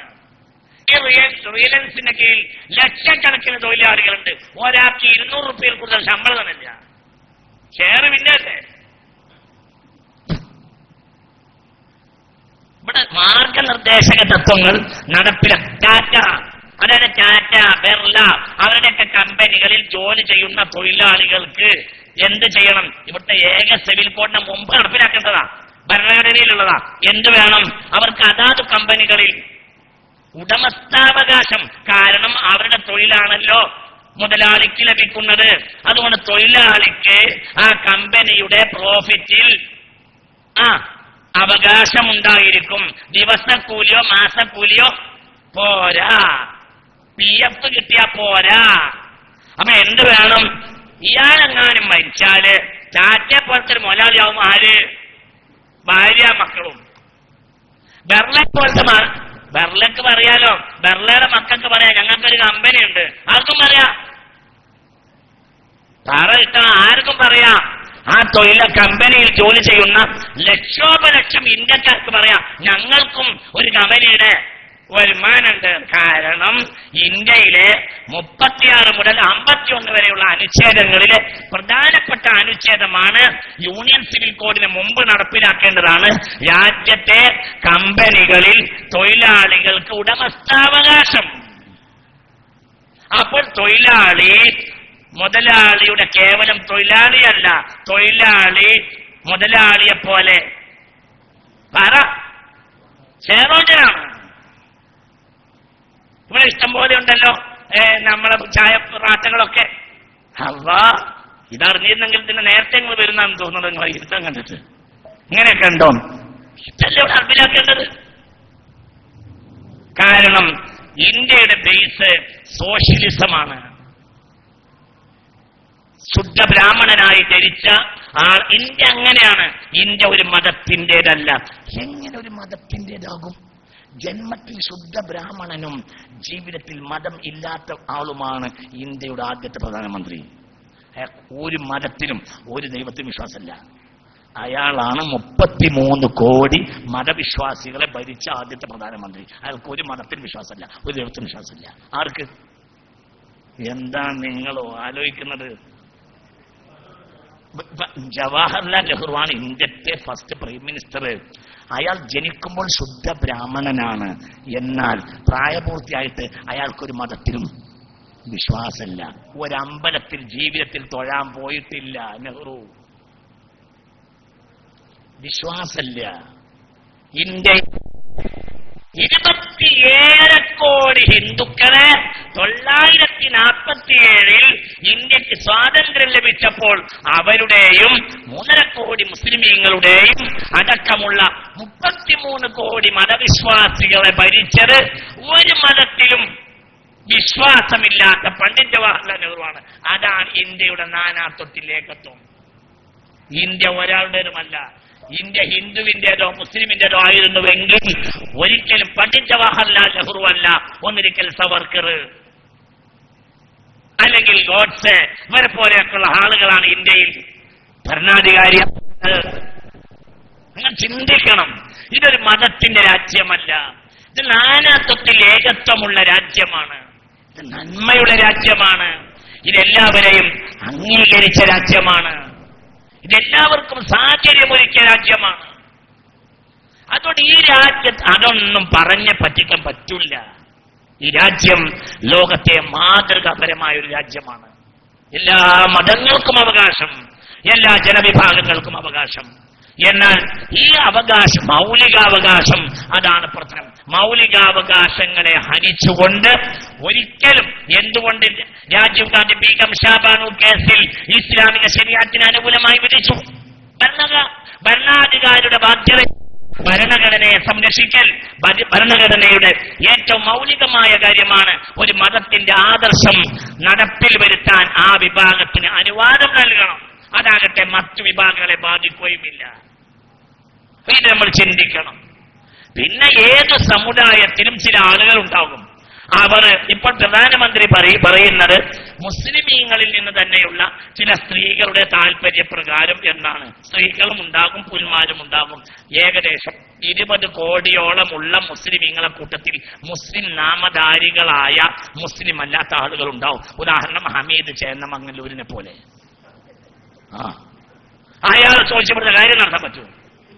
അല്ല, പണ്ഡിറ്റ് ജവഹർലാൽ നെഹ്റുവിന്റെ അഭിപ്രായമാണോ ഹിന്ദു കോഡിൽ പരിഗണിച്ചത്? അയാൾക്ക് മതത്തിൽ വിശ്വാസമല്ലല്ലോ. പേരുണ്ടായിട്ട് കാര്യമുണ്ടോ? ഇവിടെ മതപണ്ഡിതന്മാരുണ്ട്. ആ മതപണ്ഡിതന്മാരോട് ചോദിച്ചാണ് അതാത് കാലഘട്ടത്തിലെ ഭരണാധികാരികൾ ഇവിടുത്തെ മതകീയ കാര്യങ്ങൾ നടപ്പിലാക്കിയിട്ടുള്ളത്. 20 കോടിയോളം മുസ്ലിം നാമധാരികളുള്ള രാജ്യമാണ് ഇന്ന് ഇന്ത്യ. ഇതിൽ പല താല്പര്യക്കാരുണ്ടാവും, പല ഉദ്ദേശക്കാരുണ്ടാവും. മതത്തിൽ വിശ്വാസമില്ലാത്ത, മതത്തിന്റെ മേലങ്കി അണിഞ്ഞവരുണ്ടായിരിക്കും. പലരുണ്ടല്ലോ. എന്റെ നാട്ടിലുണ്ട്, എന്റെ നാട്ടിൽ പോലും ഉണ്ട്. സ്വന്തം ഉമ്മ മരിച്ചപ്പോൾ പള്ളിയുടെ പുറത്തെ ടിണ്ടിൽ വന്നിരുന്ന ആള് എന്റെ നാട്ടിലുണ്ട്. കേരളത്തിലെ പ്രധാനപ്പെട്ട രാഷ്ട്രീയ നേതാവ് എന്റെ നാട്ടിലുണ്ട്. അല്ല, നിങ്ങൾ തലമുണ്ടാക്കിയിട്ട് ആലോചിക്കേണ്ട ആരായിരിക്കും എന്ന്. അങ്ങനെ എന്റെ നാട്ടിലുണ്ട്. പേര് മുത്തുനബിയുടെ പേരാ. മുത്തുനബിയുടെ പേരായതുകൊണ്ട് ആള് മുസ്ലിം ആവും? അല്ല. അയാളോട് ചോദിച്ചിട്ട് ഇവിടുത്തെ ഏതെങ്കിലും ഒരു ഇസ്ലാമിക കാര്യം തീരുമാനിക്കാൻ പറ്റുമോ? ഞാൻ കുറ്റവും കുറവും പറയല്ല. അതൊക്കെ മനുഷ്യന്റെ ചോയ്സാണ്. മനുഷ്യന്റെ ചോയ്സാണ്. ആ താല്പര്യം പോലെ മതം സ്വീകരിക്കാനും സ്വീകരിക്കാതിരിക്കാനും അവകാശമുണ്ട്. അതവന്റെ ചോയ്സാണ്. അതിലിവിടെ യാതൊരു പ്രശ്നമില്ല. ഇസ്ലാമിനെ എല്ലാവരും ഇസ്ലാമിലേക്ക് വരേണ്ട ഒരു ആവശ്യമില്ല. അള്ളാഹു ഉദ്ദേശിച്ചിട്ടില്ല. അള്ളാഹു ഉദ്ദേശിച്ച ഭൂമിയിലുള്ള എല്ലാ മനുഷ്യരും മുസ്ലിമായിരിക്കുമെന്ന് മുത്ത് മുഹമ്മദ് മുസ്തഫ സല്ലല്ലാഹു അലൈഹി വസല്ലമ തങ്ങളോട് അള്ളാഹു പറഞ്ഞിട്ടുണ്ട്. അപ്പൊ ഇസ്ലാമിനെ സംബന്ധിച്ചിടത്തോളം ഇവിടുത്തെ കാര്യങ്ങൾ, മതപരമായ കാര്യങ്ങൾ ഏതോ ആളുടെ താല്പര്യപ്രകാരമല്ല പ്രധാനമന്ത്രി പറയേണ്ടത്. ഇവിടെ ആ മതം അറിയുന്ന ആളുകളുണ്ട്. ഭരണാധികാരികൾ അവരെ മനസ്സിലാക്കണം. ഹിന്ദുവിനെ മനസ്സിലാക്കേണ്ടത് ഹിന്ദുത്വം മനസ്സിലാക്കിയ സന്യാസിമാർ, ഹൈന്ദവ പുരോഹിതന്മാർ, പണ്ഡിതന്മാർ, എത്രയെത്ര ആളുകളുണ്ട്. അവരോട് അന്വേഷിച്ചാണ് ഹിന്ദുവിനെ മനസ്സിലാക്കേണ്ടത്. ഇസ്ലാം മതം എന്ന് പറഞ്ഞ മതത്തിൽ പല താല്പര്യക്കാരായ ആളുകൾ കാലഘട്ടത്തിൽ വരും. അവർക്കൊക്കെ പല ജാതി ഉദ്ദേശവും ഉണ്ടായിരിക്കും. അതൊന്നും ഒരു സമൂഹത്തിന് മുന്നിൽ പറയാൻ പാടില്ലാത്തതാണ്. പ്രധാനമന്ത്രിയിൽ നിന്ന് അല്ലെങ്കിൽ ഭരിക്കുന്ന സർക്കാരിൽ നിന്ന് ഒരിക്കലും ഞങ്ങൾ അത് പ്രതീക്ഷിക്കാത്തതാണ്. ഞാൻ നേട്ടി പറയുന്നില്ല. ഈ രാജ്യം നന്മയുടെ ഒരു രാജ്യമാണ്. ഇത് പരസ്പര സഹകരണത്തിന്റെ രാജ്യമാണ്. ഇത് ഈ ലോകത്തെ ഉദാഹരണമായ ഒരു രാജ്യമാണ്. പക്ഷേ ഇവിടെ എടുത്തു പറയേണ്ട ഒരു കാര്യമുണ്ട്. അതുകൂടി പറയാതെ നിങ്ങൾ ആരും പിരിഞ്ഞു പോകരുത്. അത് കൃത്യമായി എനിക്ക് നിങ്ങളോട് പറയുകയും വേണം. ഇതിൽ ചില താല്പര്യക്കാരുണ്ട്. ആ താല്പര്യക്കാരെ നമ്മൾ മനസ്സിലാക്കാതിരിക്കാൻ നിർവാഹമില്ല. അള്ളാഹു നമുക്ക് തൗഫീഖ് തരട്ടെ. എന്താണ് ഇവിടെ ഇതിന്റെ പിന്നിലൊക്കെയുള്ള താല്പര്യങ്ങൾ? ഒന്ന്, ഇഷ്യൂസുകൾ മുസ്ലിം സമുദായത്തിന്റെ പിന്നിൽ ഇട്ടിട്ട് മുസ്ലിം സമുദായത്തെ നിരാശരാക്കുക എന്നൊരു താല്പര്യം ഇപ്പോൾ ചില ആളുകൾക്കും പ്രധാനമന്ത്രിയുടെ ചില ഉപദേഷ്ടാക്കൾക്കും ഇവിടുത്തെ പ്രസ്സിന് പോലും ഉണ്ടോ എന്ന് നാം സംശയിക്കേണ്ടതാണ്. അള്ളാഹു നമ്മെ കാത്തുരക്ഷിക്കട്ടെ. അതാ വലിയ വിഷയം. അല്ലാതെ എല്ലാ ജനതയിലും സമുദ്ധാരണം നടന്നു. ഞാൻ പറയട്ടെ, ബഹുമാനപ്പെട്ട പ്രധാനമന്ത്രി രാജ്യത്തെ ഔദ്യോഗിക കണക്കനുസരിച്ച് ഹൈന്ദവതയിൽ ആദിവാസി ഗോത്ര സമൂഹങ്ങളിലാണ് ഏറ്റവും കൂടുതൽ ബഹുഭാര്യത്വമുള്ളത്. 15.25%. അപ്പോൾ സമുദ്രം അവരിലാണ്. മുസ്ലിമീങ്ങൾ ആരെക്കാളും, ബുദ്ധിസ്റ്റിനെക്കാളും ജൈനനെക്കാളും സവർണ ഹിന്ദുവിനേക്കാളും, സവർണ ഹിന്ദുവിൽ ബഹുഭാര്യത്വം 5.8%. മുസ്ലിമീങ്ങളിൽ 5.7%. ഏറ്റവും കുറഞ്ഞവരാണ് മുസ്ലിമീങ്ങൾ. സമുദ്ധാരണം ഇവിടെ കൃത്യമായി നടന്നിട്ടുണ്ട് എന്നർത്ഥം. അതൊന്നുമല്ല. ഇവിടെ മുസ്ലിം സമുദായത്തിന്റെ പേരിൽ ഇത് വെച്ച് കെട്ടാനുള്ള പ്രധാനപ്പെട്ട കാരണം എന്ത്? കാരണം ഞാൻ മനസ്സിലാക്കിയിടത്തോളം അടുത്ത കാലഘട്ടത്തിൽ ഒരു പ്രസിന്റെ, പ്രത്യേകിച്ച് ചില ബുദ്ധിമാന്മാരായി ചെറിയുന്ന ആളുകളുടെ ഒരു പ്രസ് സിൻഡിക്കേറ്റ്, ഇസ്ലാമിക ഒരു ആന്റി ഇസ്ലാമിക് പ്രസ് സിൻഡിക്കേറ്റ് അടുത്ത കാലഘട്ടത്തിൽ രൂപപ്പെട്ടു വന്നു എന്നാണ് ഞാൻ മനസ്സിലാക്കുന്നത്. ആ പ്രസ്സാണ് സത്യത്തിൽ പ്രസ്സും ആ പ്രസ്സിന്റെ ചില പ്രൊമോട്ടർമാരുമാണ് പ്രധാനമന്ത്രിയുടെ അഡ്വൈസർമാർ എന്ന് ഞാൻ മനസ്സിലാക്കുന്നു. പ്രധാനമന്ത്രിയെ ക്ലീനായി ഇപ്പോൾ ഭരിക്കുന്ന പ്രധാനമന്ത്രിയെ ഇന്ത്യൻ പ്രധാനമന്ത്രിയാക്കുന്നതിന്റെ പിന്നിൽ ഇസ്രായേലിന് പോലും ബന്ധമുണ്ട്. BJPക്ക് അത് നിഷേധിക്കാൻ കഴിയില്ല. ഇസ്രായേലിന്റെ ഒരു സ്വഭാവമുണ്ട്, അവർക്ക് മുസ്ലിങ്ങളൊക്കെ ഖുർആൻ അറിയും. ഖുർആൻ അസന്നിഗ്ധമായി പ്രഖ്യാപിച്ച ഒരു കാര്യമുണ്ട്, എന്ത്? മുസ്ലിമീങ്ങൾക്ക് നിരാശ ബാധിക്കാൻ പാടില്ല.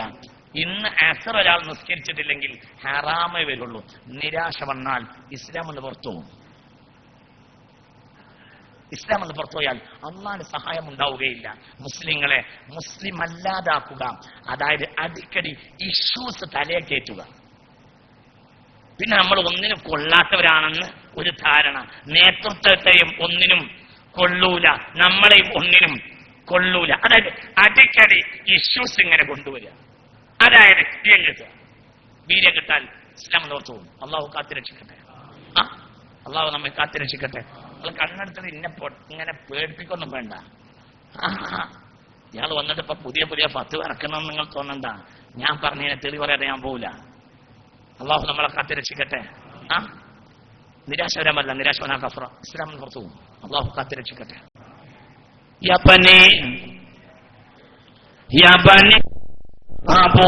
فتحسسوا من يوسف واخيه ولا تيأسوا من روح الله إنه من روح الله إلا القوم الكافرون. സൂറത്ത് യൂസുഫ്. വളരെ ചിന്തിക്കണം. ഈ അടുത്ത കാലഘട്ടത്തിൽ ഇന്റർനാഷണൽ പ്രസ് ലോബി, റോയിട്ടർ ആയാലും ആരായാലും ആരും, റോയിട്ടർ അടക്കം എല്ലാവരും ചെയ്തിട്ടുള്ള ഒരു കാര്യം മുസ്ലിം കമ്മ്യൂണിറ്റിയിൽ നിരാശ ഉണ്ടാക്കുക. ഞാൻ മനസ്സിലാക്കിയിടത്തോളം ഇതിന്റെ ബേസിക് മാസ് ജൂതന്മാരായിരിക്കും. അള്ളാഹു നമ്മളെ കാത്തിരക്ഷിക്കട്ടെ. എന്നോട് ജൂതന്മാർക്ക് മുസ്ലിങ്ങളെ പോലെ ഖുർആൻ അറിയും. എന്താ ഈ രംഗം? ഞാൻ ആ രംഗം പറയാം, നീട്ടി പറയണ്ട. ഞാൻ ആ രംഗം പറയാം. 40 വർഷം മുമ്പ് യാക്കോബിന് സ്വന്തം മകൻ നഷ്ടപ്പെട്ടുപോയി, അലൈഹിസ്സലാം.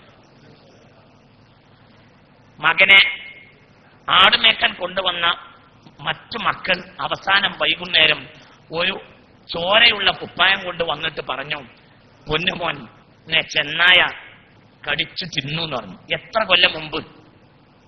Before 40 years. എത്ര കൊല്ലം മുമ്പ് പറ?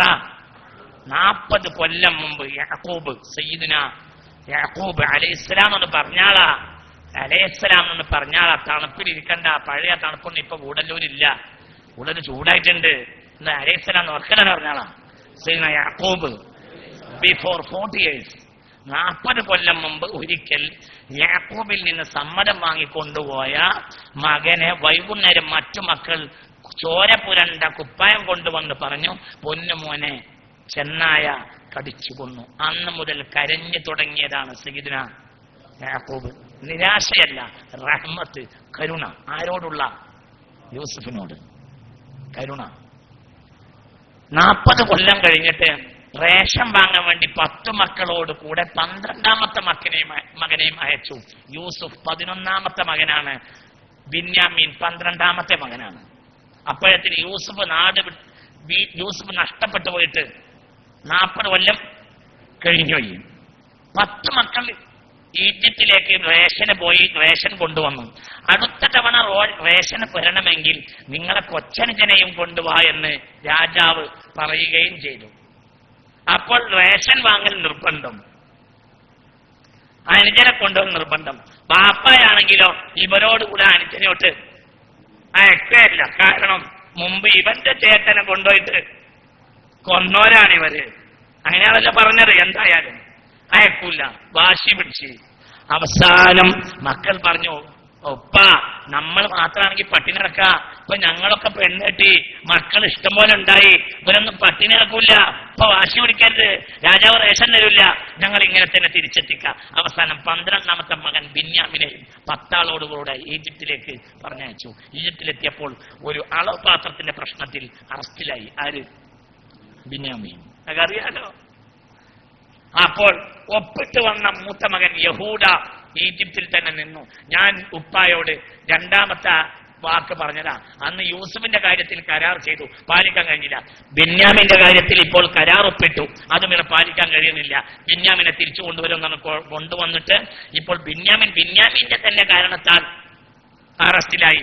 എനിക്ക് ഉപ്പായയിലേക്ക് തിരിച്ചു പോകാൻ കഴിയില്ല, നിങ്ങൾ പൊയ്ക്കോളൂ എന്നാണ്. അങ്ങനെ മൂത്ത മകനായ യഹൂദ അവിടെ നിന്നു. ബാക്കിയുള്ള 9 മക്കൾ റേഷനും കൊണ്ട് തിരിച്ചു വന്നു. അങ്ങനെ കുറച്ച് കരഞ്ഞു.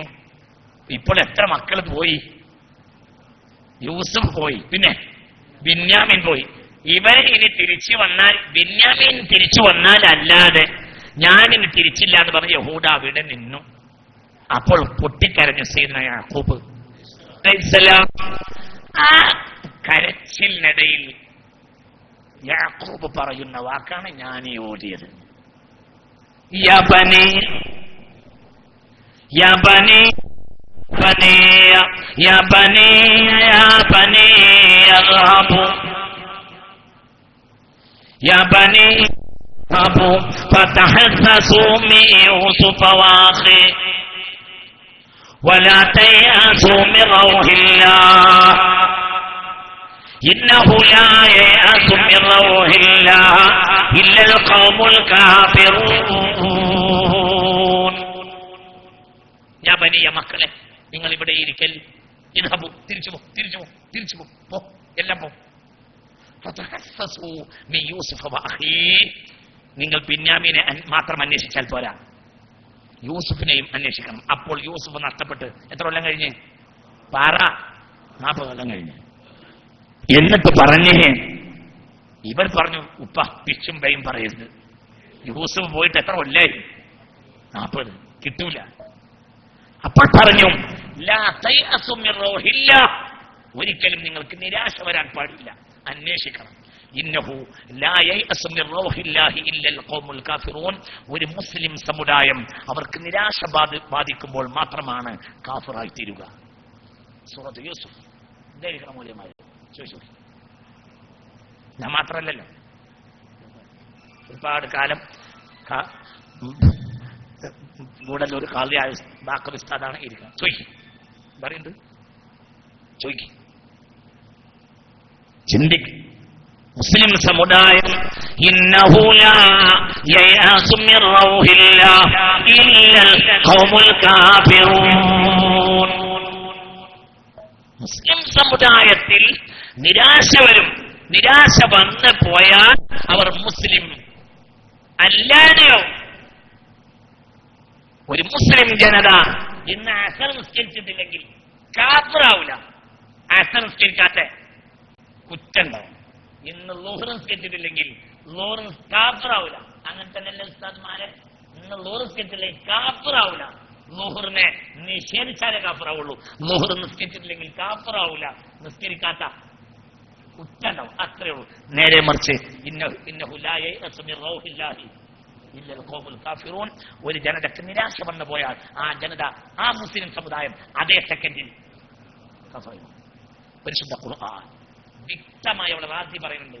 1 മണിക്കൂർ വിശദീകരിച്ച് പറയുന്ന വിഷയം അവിടെ ഇമാം റാസി മനോഹരമായ വ്യാഖ്യാനം അവിടെ റാസി മനോഹരം വിശദീകരിക്കുന്നു. അത് പറയാൻ നേരല്ല. അപ്പോൾ ജൂതന്മാർ റോയിട്ടറായാലും PTA ആയാലും പെൻഡഗനായാലും ഇപ്പോൾ ലോകത്ത് ചെയ്തുകൊണ്ടിരിക്കുന്ന ഒരു സംഗതി, ഇസ്ലാമിക് മാസിൽ പരമാവധി നിരാശ ഉണ്ടാകും. അതാണിപ്പോൾ നടന്നുകൊണ്ടിരിക്കുന്നത്. പരമാവധി 100 കൊല്ലത്തോളം കേരളത്തിൽ ഏറ്റവും മനോഹരമായി പത്രപ്രവർത്തനം നടത്തിയ ഒരു പത്രമാണല്ലോ മാതൃഭൂമി. ആ മാതൃഭൂമിയല്ലേ ഒരിക്കലും സ്വപ്നത്തിലല്ലേ അടിച്ചത് മുസ്ലിമീങ്ങളെ ഈ കഴിഞ്ഞ വർഷം? എന്തിനങ്ങനെ ചെയ്തു? വിളിച്ചു മാറ്റി അടിക്കുകയാണെങ്കിൽ ഞങ്ങൾക്കതിൽ സമാധാനം ഉണ്ടായിരുന്നു. മാതൃഭൂമി അത് പ്രതീക്ഷിച്ചില്ല. അത് ഓർഗനൈസർ ചെയ്യുകയാണെങ്കിൽ ഞങ്ങൾ അംഗീകരിച്ചിരുന്നു. കാരണം ഓർഗനൈസർ 1925 RSS ഉണ്ടായപ്പോൾ അക്കാലം മുതലേ RSSന്റെ ഏറ്റവും വലിയ ബൗദ്ധിക സമൂഹം സ്വപ്നം മെനഞ്ഞുണ്ടാക്കിയതാണ് പിന്നീട് ഓർഗനൈസർ. RSSന്റെ മുഖപത്രമാണ് ഓർഗനൈസറാണ് അത് ചെയ്തതെങ്കിൽ ഞങ്ങൾക്ക് അഭിപ്രായക്കാരില്ല. മാതൃഭൂമിയോ മാതൃഭൂമിയിൽ ഞങ്ങൾ പ്രതീക്ഷിച്ചിട്ടില്ല. മാതൃഭൂമി ആരാ? വലിയ വലിയ മനുഷ്യന്മാരല്ലേ അവിടെ ഇരുന്നത്? കെ പി കേശവമേനോനെ പോലെ എന്തോ വലിയ മതേതരവാദിയായിരുന്നു അയാൾ. ND കൃഷ്ണവാര്യനെ പോലെ. ആഫ്രിക്കയിലെയും ഫലസ്തീനിലെയും മുസ്ലിമീങ്ങളെയും മറ്റുള്ള പാവപ്പെട്ട മർദ്ദിത ജനവിഭാഗങ്ങളെയും അവിടെയുള്ള വെള്ളപ്പട്ടാളം കശാപ്പ് ചെയ്യുകയും കൊല്ലുകയും അവരെ പീഡിപ്പിക്കുകയും ചെയ്യുന്നത് കണ്ടു വന്നു, തിരിച്ചു വന്നു. NB 1989 മലയാളത്തെ ജീവിച്ചിരിക്കുന്ന മഹാരഥന്മാരായ മലയാള പണ്ഡിതന്മാരിൽ ഒരാളായിരുന്നു ND കൃഷ്ണവാര്യർ. 1989 ഫലസ്തീനിൽ പോയി, ആഫ്രിക്കയിൽ പോയി തിരിച്ചു വന്നു. എന്നിട്ട് 4 വരി കവിത എഴുതി.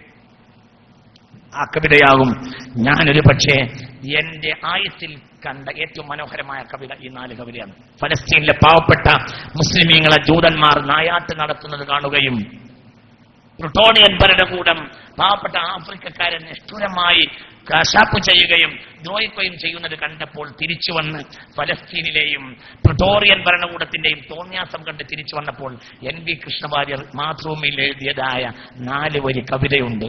എന്തൊരു ജീവൻ! എങ്ങോ മർത്യനോ ചെങ്ങല കൈകളിൽ അങ്ങൻ കൈകൾ കൊണ്ടേടുകയാ, നിങ്ങോ മർദ്ദനം അവിടെ പ്രഹരം വീഴുവതെന്റെ പുറത്താകുന്നു. എങ്ങോ മർദ്ദനോ ചെങ്ങല കൈകളിൽ അങ്ങൻ കൈകളും കൊണ്ടേടുകയാ, നിങ്ങോ മർദ്ദനം അവിടെ പ്രഹരം വീഴുവതെന്റെ പുറത്താകുന്നു. ഫലസ്തീനിലെ പാവപ്പെട്ട മക്കളെ ഇസ്രായേലി പട്ടാളൻ ആമം വെച്ചപ്പോൾ എനിക്ക് തോന്നിയത് അവർ എന്നെയാണ് ആമം വെച്ചതെന്നാണ്.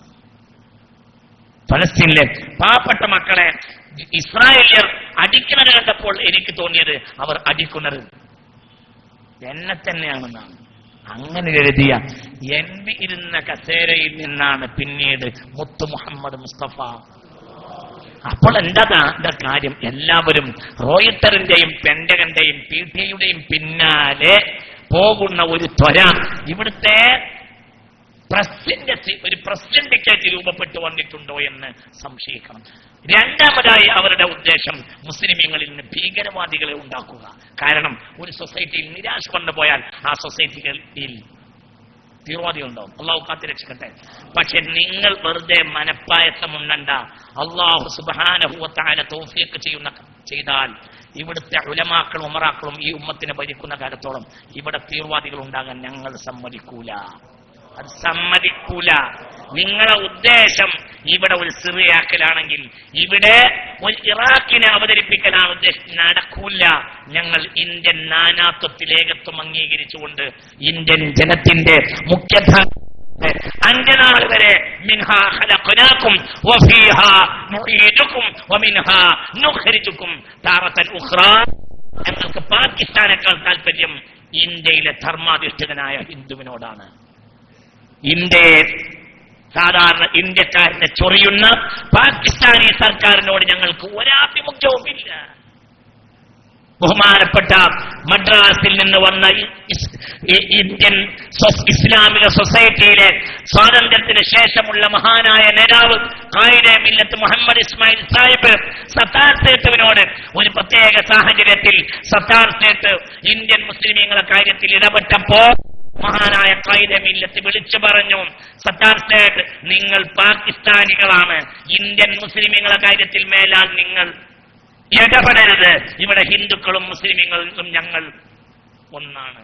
ഇന്നലെ വരെ ഇന്നും ഒന്നാണ്, നാളെയും ഒന്നാണ്. BJPയും ഹിന്ദുവും ഒന്നല്ല. BJP വേറെ, ഹിന്ദു വേറെ. BJP ഒരു പൊളിറ്റിക്കൽ പാർട്ടിയാണ്.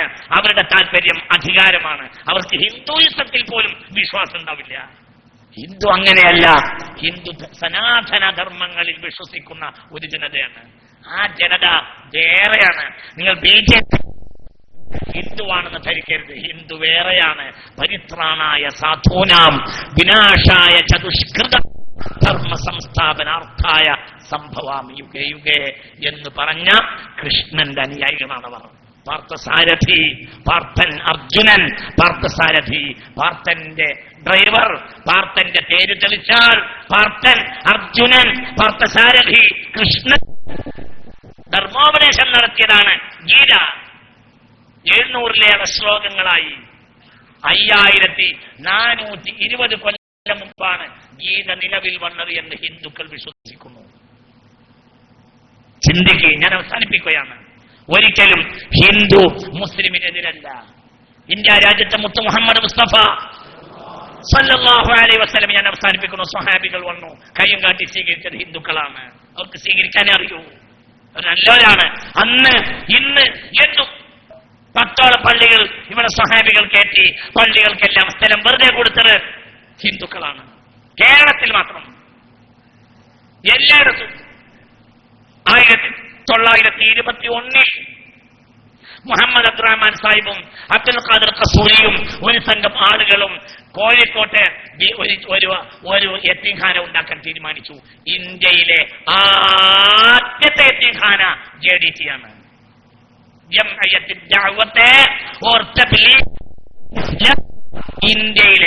ഇന്ത്യയിലെ അവിഭക്ത ഇന്ത്യയിലെ ഇന്നത്തെ ഇന്ത്യ, ഇന്നത്തെ പാകിസ്ഥാൻ, ഇന്നത്തെ ബംഗ്ലാദേശ് എല്ലാം അടങ്ങുന്ന അവിഭക്ത ഇന്ത്യയിലെ ആദ്യത്തെ യത്തീംഖാന കോഴിക്കോട്ടെ JDT ആണ്. 1921 ബ്രിട്ടീഷുകാർ നരനായാട്ട് നടത്തിയ മണ്ണിലേക്ക് അബ്ദുൽ ഖാദർ ഖസൂരി വന്നു, ലാഹോറുകാരൻ അഥവാ അന്നത്തെ ഇന്ത്യക്കാരൻ. മുഹമ്മദ് അബ്ദുറഹ്മാൻ സാഹിബും ചേർന്നു യത്തീംഖാന ഉണ്ടാക്കാൻ തീരുമാനിച്ചു. ആദ്യത്തെ ഒരു അനാഥാലയം, ഒരു ഇസ്ലാമിക അനാഥാലയം ഭൂമി കണ്ടുപിടിച്ചു. വെള്ളിമാട് കുന്നിന്റെ പരിസരത്ത് വിശാലമായി ഏക്കർ കണക്കിൽ നീണ്ടു കിടക്കുന്ന 100ഓളം ഏക്കർ നീണ്ടു കിടക്കുന്ന ഭൂമി കണ്ടുപിടിച്ചു. അന്വേഷിച്ചപ്പോൾ അത് അക്കാലത്തെ സാമൂതിരി രാജായുടേതാണ്. അധികാരമൊന്നുമില്ലെങ്കിലും സാമൂതിരി രാജ തന്നെയാണ്. ഏകദേശം ഭൂസ്വത്ത് അവരുടെ കയ്യിലാണ്. അങ്ങനെ ഇവർ ഒന്നിച്ച് നേരെ സാമൂതിരി രാജയുടെ കയ്യിൽ അടുത്തുപോയി. പ്രഭോ, ഞങ്ങൾക്കൊരു ഇസ്ലാമിക അനാഥാലയം ഉണ്ടാക്കണം. ഭൂമി ഞങ്ങൾ കണ്ടിട്ടുണ്ട്, വില അങ്ങ് നിശ്ചയിച്ചു തന്നാൽ വില ഞങ്ങൾ തരും. അങ്ങ് മനസ്സരിവുണ്ടാവണം, ആ ഭൂമി ഞങ്ങൾക്ക് വിലക്ക് തരൂ, ഞങ്ങൾ ആ ഭൂമി എടുക്കാം, ഞങ്ങൾ അവിടെ ഇസ്ലാമിക അനാഥാലയം ഉണ്ടാക്കും. അപ്പോൾ കാര്യസ്ഥനെ വിട്ടു. ഏതാണ് ഭൂമി എന്ന് അന്വേഷിച്ചു. സാമൂതിരി രാജാവ് ഭൂമി മനസ്സിലാക്കി. പിന്നെ പറഞ്ഞു, ഒരു മുഹമ്മദീയ ധർമ്മസ്ഥാപനത്തിന് ഞാൻ വില വാങ്ങിയാൽ ദൈവകോപം ഉണ്ടാകും, നിങ്ങൾ എടുത്തോളൂ. അതായത് സ്വഹാബികളുടെ കാലത്ത് മാത്രമല്ല, 921 100 കൊല്ലം കഴിഞ്ഞിട്ടില്ല. അപ്പോ അബ്ദുൽ ഖാദർ ഖസൂരിയും മുഹമ്മദ് അബ്ദുറഹ്മാൻ സാഹിബ് അടക്കമുള്ള ആളുകൾ പറഞ്ഞു, അങ്ങനെ പറയരുത്, ഞങ്ങൾ പണം തരാം, പണം കൊണ്ട് വന്നതാണ്. അപ്പോൾ പറഞ്ഞു, വേണ്ട, പണം വേണ്ട, ഒരു മുഹമ്മദീയ ധർമ്മസ്ഥാപനം ഉണ്ടാക്കാൻ ഭൂമി തന്നിട്ട് വില വാങ്ങിയാൽ ദൈവകോപം ഉണ്ടാവും. ആര് പറഞ്ഞ്? ഹിന്ദുവായ ഫണ്ടമെന്റലിസ്റ്റ് ഹിന്ദുവായ സാമൂതിരി പറഞ്ഞു. രാവിലെ 16 ദൈവങ്ങളെ തൊഴാതെ പൂജാമുറി നിറങ്ങാത്ത ഹിന്ദുവായ ഫണ്ടമെന്റലിസ്റ്റ് ഹിന്ദുവായ സാമൂതിരി രാജാവ് 1921 പറഞ്ഞു. എനിക്ക് തോന്നും പള്ളിയുടെ അടുത്ത് 3 സെന്റിൽ നിൽക്കുന്ന പള്ളിയുടെ തൊട്ടടുത്ത് 2 സെന്റും കൂടെ കൊടുക്കാൻ ഒരു മാപ്പിളയോട് ആവശ്യപ്പെട്ടാൽ അവൻ ഏക്കർ കണക്കിന് ഭൂമിയുണ്ടെങ്കിലും തരില്ല പറയും, പൈസ തരില്ല. ഈ ഹിന്ദു ഇവിടെ BJP ആണെന്ന് വിചാരിക്കണ്ട. ഹിന്ദു വേറെ, BJP വേറെ. ഹിന്ദുവിനെ കൂട്ടത്തിലെണ്ണരുത്. ഹിന്ദു രാജ്യത്തെ നന്മയുടെ പ്രതീകമായ സമൂഹമാണ്. സനാതന ധർമ്മങ്ങളിൽ വിശ്വസിക്കുന്നവരാ. തർക്കിച്ചു. മുഹമ്മദ് അബ്ദുറഹ്മാൻ സാഹിബും ഹിന്ദു സാമൂതിരി രാജാവും തർക്കിച്ചു. സാമൂതിരി രാജാവ് പറഞ്ഞു, ഇന്ത്യ ഭൂമി എടുത്തോളൂ, വെറുതെ എടുത്തോളൂ, ഞാൻ എഴുതിത്തരാ, ധർമ്മസ്ഥാപനം ഉണ്ടാക്കുള്ളൂ. ഇവർ പറഞ്ഞു, ഞങ്ങൾ വില തരാം. തർക്കിച്ച് അവസാനം സാമൂതിരി തോറ്റു. സാമൂതിരി പറഞ്ഞു, സമ്മതിച്ചിരിക്കുന്നു.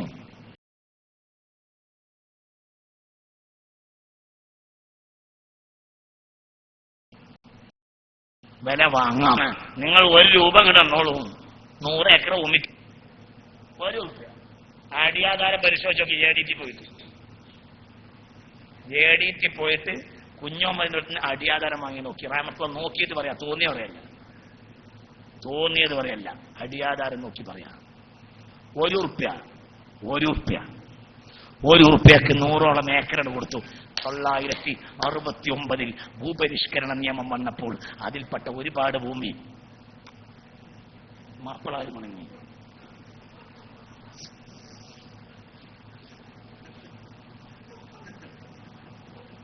ഹിന്ദുവിനെങ്ങനെ കൂട്ടത്തിൽ കൂടുക? ഹിന്ദു വേറെ, BJP രണ്ടും രണ്ടാണ്. ഹിന്ദു സനാതന ധർമ്മങ്ങളിൽ വിശ്വസിക്കുന്ന ഒരു സൊസൈറ്റിയാണ്. അവരെ കൂടുതൽ കുറ്റം പറയാൻ പാടില്ല. അവർ ഈ കാര്യത്തിൽ സമൂഹത്തിന്റെ കൂടെ നിൽക്കുമെന്നാണ് ഞാൻ വിശ്വസിക്കുന്നത്. ഞാൻ അവസാനിപ്പിക്കുകയാണ്. അതുകൊണ്ട് ഈ രാജ്യത്ത് ഹിന്ദു മുസ്ലിമാനും ഒന്നിച്ച് ജീവിച്ചു പോകണം. ഇന്നലെ വരെ അങ്ങനെയായിരുന്നു, നാളെ അങ്ങനെയാവണം, എന്നും അങ്ങനെയാവണം. രാജ്യം ലോകത്തെ ഒരു പൂങ്കാവനമാണ്, നന്മയിൽ അധിഷ്ഠിതമായ ഒരു സൊസൈറ്റിയാണ്. ലോകത്തെ ഒരു രാജ്യത്ത് കോമൺ സിവിൽ കോഡ് നടപ്പിലാക്കിയിട്ടുണ്ടെങ്കിൽ ആ രാജ്യം തകർന്നിട്ടേ ഉള്ളൂ. ഇന്ത്യയേക്കാൾ അനേക ഇരട്ടി വലുപ്പും കരുത്തും എല്ലാവിധ പ്രകൃതി സമ്പത്തുമുള്ള രാജ്യമായിരുന്നു USSR. കോമൺ സിവിൽ കോഡ് നടപ്പിലാക്കി, വംശീയ കലം ഉണ്ടായി, തകർന്ന് ഒരു നൂറ്റാണ്ട് ആ രാജ്യത്തിന് ലോകത്ത് നിലനിൽക്കാൻ കഴിഞ്ഞില്ല. ഈ രാജ്യം തകർന്ന് തരിപ്പണമാക്കാനുള്ള ശിഥിലീകരണ ശക്തികളുടെ താല്പര്യമായിരിക്കും ഇതിന്റെ പിന്നിലുള്ള ഗൂഢലക്ഷ്യം എന്ന് നാം മനസ്സിലാക്കുന്നു. അതുകൊണ്ട് ബുദ്ധിമാന്മാരായ ആളുകൾ, ചിന്തകന്മാർ, കരുത്തുള്ളവർ ഇന്നും രാജ്യത്തുണ്ട്. പ്രധാനമന്ത്രിയും ഭരിക്കുന്ന കക്ഷികളും കാര്യങ്ങളെ യഥോചിതം മനസ്സിലാക്കി രാജ്യം ഇന്ന് വരെ നിലനിന്ന നന്മ നിലനിർത്താൻ വേണ്ടി ഒന്നിച്ച് നമ്മളൊരു രാജ്യമാണ്, നമ്മൾ വിവിധങ്ങളായ ഭാഷകളും വിവിധങ്ങളായ സംസ്കാരങ്ങളും ഉണ്ടെങ്കിലും നാനാത്വത്തിൽ ഏകത്വമുള്ള ലോകത്തിന്റെ ഒരു പൂങ്കാവനമാണ്. അള്ളാഹു ഈ പൂങ്കാവനത്തെ നിലനിർത്തി തരട്ടെ. അള്ളാഹു ഈ സമരത്തിൽ എല്ലാവരും ഒറ്റക്കെട്ടായി നിൽക്കണം. എല്ലാവരും ബഹുമാനപ്പെട്ട സമസ്ത കേരള ജംഇയ്യത്തുൽ ഉലമയുടെ ശരിത്താരുമയുണ്ടല്ലോ ഇവിടെ കഴിഞ്ഞ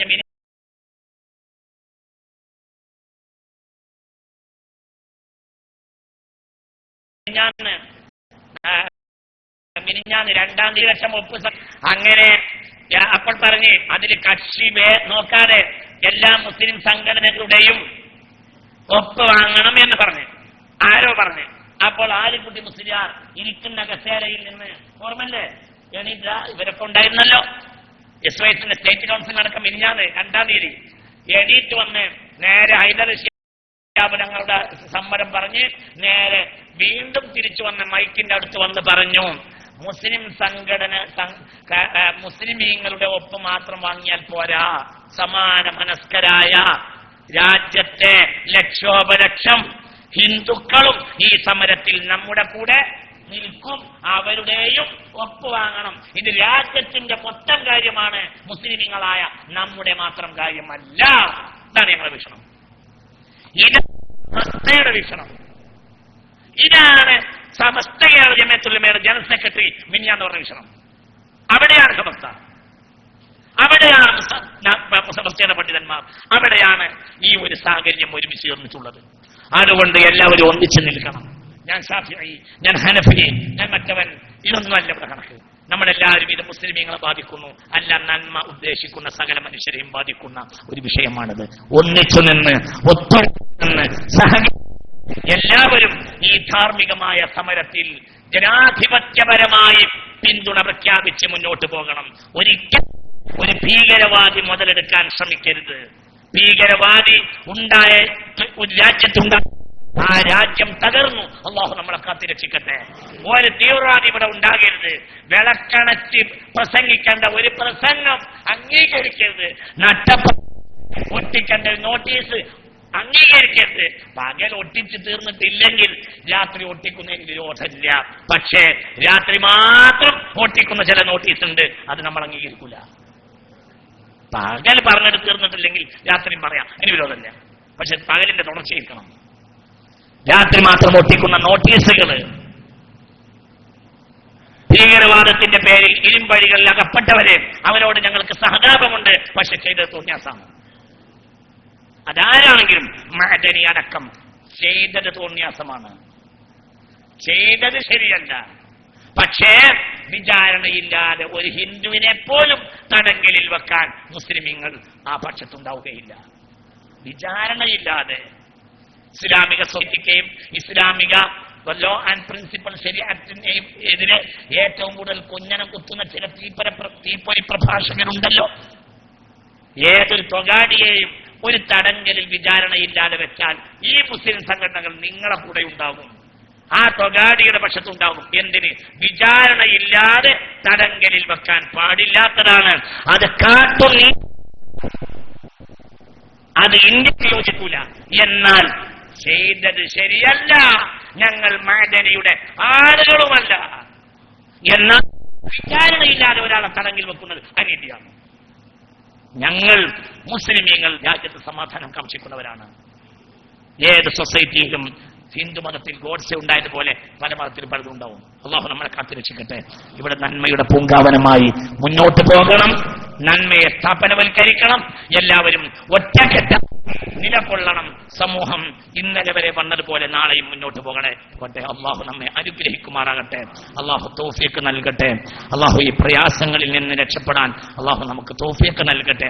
പിന്നെ പ്രശ്നങ്ങളെ പറ്റി ഒന്നും വിചാരിക്കണ്ട. മുഅ്മിനായ മനുഷ്യനെ പറ്റി പുണ്യ റസൂൽ പറഞ്ഞാൽ അവസാനിപ്പിക്കുന്നു.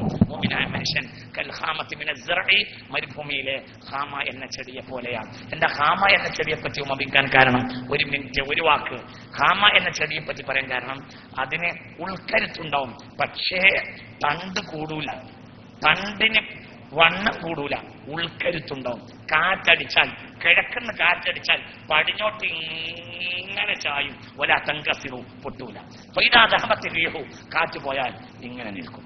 അപ്പോൾ പിന്നെ കിഴക്കുന്ന പടിഞ്ഞാട്ടിന്റെ കാറ്റ് ഇങ്ങോട്ടടിക്കും, അപ്പോൾ കിഴക്കോട്ട് ഇങ്ങനെ ചായും. വണ്ണം കൂടുതലില്ലാത്തതുകൊണ്ട് പെട്ടെന്ന് ചായും, പക്ഷെ ഉൾക്കരുത്തുണ്ട്, ഒല തങ്കസിറു പൊട്ടൂല.